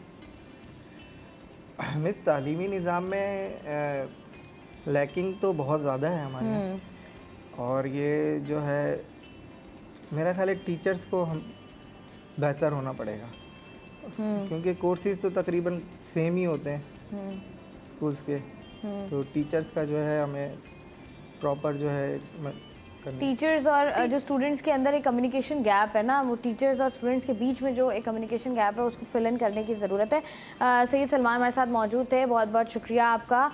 साथ ही साथ हम जिस तरीके से आगे बात कर रहे हैं कि जो एक स्टूडेंट है, जैसे मैं बात इनसे भी हाजरा से भी करी थी कि अगर हम देखें एक प्राइवेट स्कूल का कॉलेज यूनिवर्सिटी का बच्चा पढ़ा हुआ और एक गवर्नमेंट यूनिवर्सिटी का बच्चा पढ़ा हुआ, डिग्री लेकर दोनों मार्केट में जाते हैं, कि स्टूडेंट की वर्थ वैल्यू जो है वो ज़्यादा है? इट डिपेंड्स अपॉन के आपकी प्राइवेट यूनिवर्सिटी जो है, बाद प्राइवेट यूनिवर्सिटीज़ की वर्थ ही ज़्यादा है। कुछ जो प्राइवेट यूनिवर्सिटीज़ हैं वो जस्ट फॉर डिग्री अवॉर्डिंग है, सॉरी टू से। तो लेकिन गवर्नमेंट यूनिवर्सिटीज़ में भी आप देखें कि अभी भी जो हमारी गवर्नमेंट यूनिवर्सिटीज़ हैं, यूनिवर्सिटी लेवल के ऊपर गवर्नमेंट स्कूल्स के अगर आप छोड़ दें, यूनिवर्सिटी लेवल पे हमारी गवर्नमेंट यूनिवर्सिटीज़ से जो स्टूडेंट्स बाहर आ रहे हैं उनकी बहुत वर्थ है और बहुत अच्छा उनका जो है रिज़ल्ट होता है। और जैसे भी आपने कहा ना कि अगर आप उनसे पूछते हैं प्राइवेट उसमें, तो वो देखिए कुछ ये भी होता है कि कुछ private university just for degree awarding होती है, उसमें ये होता है कि जो स्टूडेंट्स कहीं पर नहीं खप नहीं रहे होते, उनका नहीं मेरिट पे आ रहा होता है, वो फीस दे के प्राइवेट उसमें जो है सेक्टर में आ जाते हैं। और फिर ये होता है कि हमने यूनिवर्सिटी की एजुकेशन तो अपनी गेन कर लिए ना, तो वो चीज़ नहीं है। लेकिन गवर्नमेंट यूनिवर्सिटी में आप देखें कि जो टीचर्स हैं पुराने हैं, वो उसी तरीके से पढ़े हुए आ रहे होते हैं, तो वो बच्चों को उसी तरीके से पढ़ाते भी हैं, उनको बताते भी हैं कि आपने ये चीज़ करनी है। और एक टीचर्स के जो गवर्नमेंट उसमें ये होता है ना, जो टीचर्स बाज़ दफ़ा हायरिंग की जाती है, वो ये होता है कि अच्छा बहुत अच्छा इनका वो रिज़ल्ट है या कहीं पर है, उनको आपने हायर कर लिया। टीचर जो होता है, टीचर बाय बॉर्न होता है। अगर देखा जाए बेसिकली जो टीचर होता है वो बाय बॉर्न होता है, लेकिन हमारे यहाँ तो ये होता है डॉक्टर, इंजीनियर्स, देन अगर कुछ नहीं हुआ है तो ठीक है आप टीचर बन जाओ। हाँ, ये बात हम कह रहे थे ना कि जो कुछ नहीं कर सकता, पहले हम लोग बाहर अगर बिजनेस की बात करें तो कहते हैं ना जिससे कोई काम नहीं होता वो स्टेट एजेंसी खोल लेता है और प्रोफेशन की अगर बात करें, जो डॉक्टर, इंजीनियर और कुछ नहीं बन पाता, वो कहते हैं चलो किसी प्राइवेट स्कूल में टीचर लग जाते हैं, 30-40 हज़ार रुपये तो आ ही जाएंगे। अच्छा हाजरा, मुझे बताइएगा कि अगर हम बात करें एक्सपीरियंस की, जिस तरीके से लोगों के एक्सपीरियंसेस होते हैं, आपकी लाइफ में कुछ ऐसा, आपकी स्टूडेंट की वो जो एक जर्नी थी उसमें कोई ऐसा एक्सपीरियंस हुआ हो जिसने आपको पॉजिटिवली और नेगेटिवली इम्पैक्ट किया हो? एज सच तो मुझे अभी इस वक्त याद भी नहीं आ रहा है, बट ऑब्वियसली मैं आप अपनी जर्नी बता सकती हूँ कि जब मैंने इनिशिएटिव लिया, because I got married at a very early age, तो जब मैंने देखा कि एजुकेशन के बगैर obviously survival is very difficult, so I jumped in bachelor's program, then master's, and then eventually in the teaching.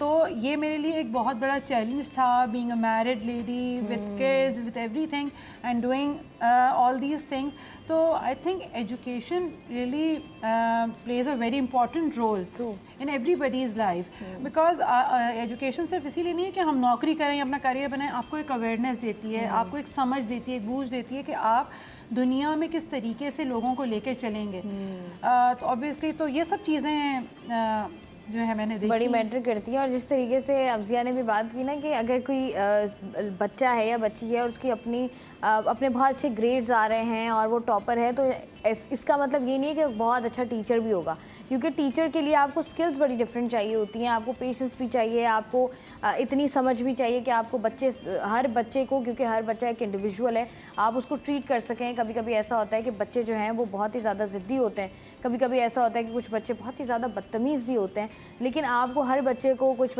बच्चे इंट्रोवर्ट होते हैं, कुछ एक्सट्रोवर्ट होते हैं, तो आपको बच्चों की जो मेंटेलिटी है, उनकी मेंटल स्टेट को देखते हुए बच्चों को पढ़ाना पड़ता है कि हाँ ये बच्चा यहाँ पर स्टैंड करता है तो इसको हम पढ़ाएंगे तो ये ज़्यादा बेहतर जो है हमें समझ सकेगा। उसामा हुसैन ने हमें ज्वाइन किया है, जो कि वाइस प्रिंसिपल हैं city grammar school and college के, इनसे बात करते हैं। अस्सलाम वालेकुम। सबसे पहले तो हैप्पी टीचर्स डे। मुझे बताइएगा कि ये जो हमारे यहाँ हम देख रहे हैं आजकल के सरकारी स्कूल्स की अगर हम बात कर लें, आप एक मेजर डिफरेंस जो एक सरकारी और एक प्राइवेट स्कूल में देखते हैं वो क्या है? डिफरेंसेस तो बहुत सारे हैं। सबसे पहला डिफरेंस तो ये है जैसे कि प्राइवेट स्कूल में टीचर्स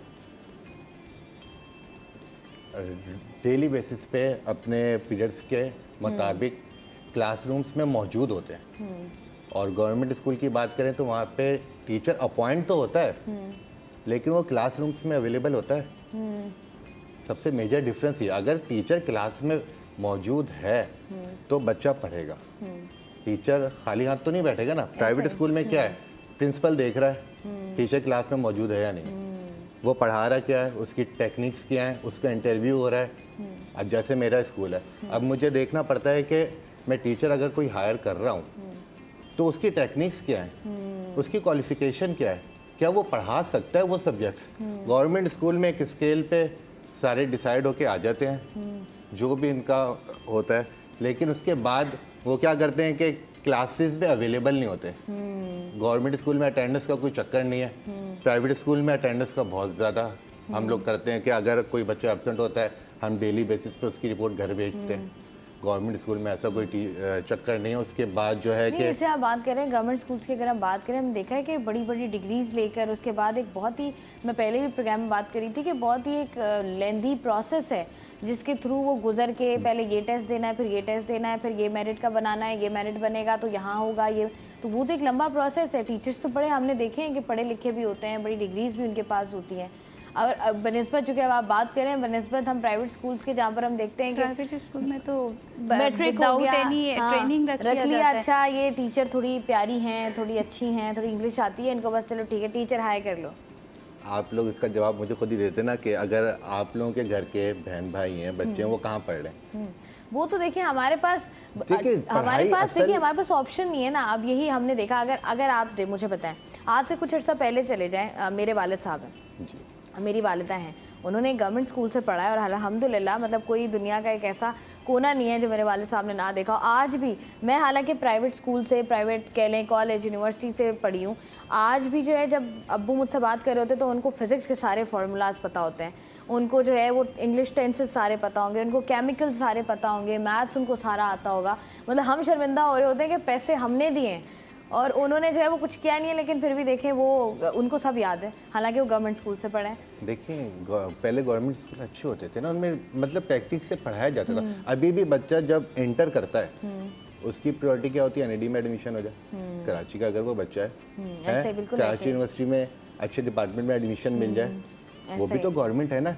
क्यों, मैं ये नहीं कह रहा, मैं ये कह रहा हूँ कि असल में जो हमारे टीचिंग का जो सिलसिला है, गवर्नमेंट स्कूल के टीचर्स क्वालिफाइड हैं, अच्छे हैं, लेकिन वो क्लास में मौजूद हैं या नहीं है, मैं सिर्फ इसका जवाब दूँ। अगर उनका प्रिंसिपल उन पर सख्ती करे कि आपने क्लास में मौजूद होना है। देखिए गवर्नमेंट में अगर कोई भी टीचर है ना, वो मैट्रिक पास या इंटर पास नहीं है, बिल्कुल ऐसा ही है, बिल्कुल ग्रेजुएट है या मास्टर्स है, ठीक है ना, उसको पढ़ाना बहुत अच्छा आता है क्योंकि वो पढ़ के आया हुआ है। लेकिन मसला ये है कि गवर्नमेंट स्कूल में अटेंडेंस का चक्कर नहीं है, ऐसा ही है।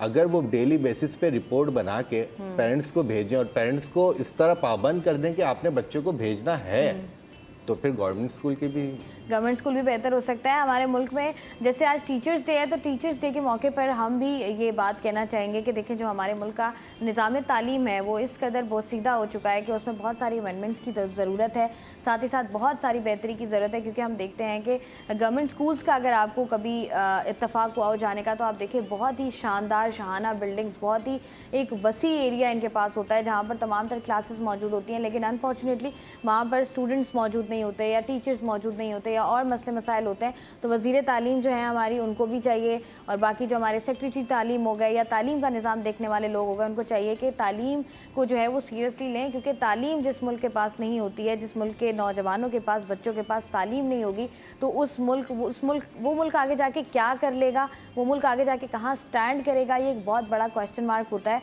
हमारे साथ उसामा मौजूद थे, साथ ही साथ हफ्सा हाजरा मौजूद थी, अफजिया मौजूद थी। आप तीनों का बहुत बहुत शुक्रिया। ज़िंदगी में ऐसे ही कामयाब होते रहिए। और आपके इर्द गिर्द भी जितने भी टीचर्स इस वक्त मुझे सुन रहे हैं, चाहे वो गवर्नमेंट या प्राइवेट सेक्टर में पढ़ाते हैं, टीचर्स के ऊपर एक भारी जिम्मेदारी आयद होती है, क्योंकि वो मुस्तकबिल के मामार तैयार कर रहे होते हैं। वो जो है माँ बाप के बाद जो सबसे ज़्यादा कह लें एक मर्तबा, आला मर्तबा है, वो टीचर्स के पास होता है। तो पेशेंस का मुजाहरा भी करना है। वो जो एक टैग लाइन चलती है ना कि मार नहीं प्यार, उसका भी ख्याल रखना है, लेकिन ज़्यादा प्यार बच्चों को वैसे भी बिगाड़ देता है। तो किस तरीके से इन तमाम तर चीज़ों को बैलेंस आउट करना है, ये तमाम तर चीज़ें आपने देखनी है। वीकेंड का आगाज़ हो गया है, कल जो है वो छुट्टी का दिन है, अपनी छुट्टी इंजॉय कीजिएगा। मुझे दीजिए इजाज़त, अपना रखिएगा ख्याल, अल्लाह हाफ़िज़।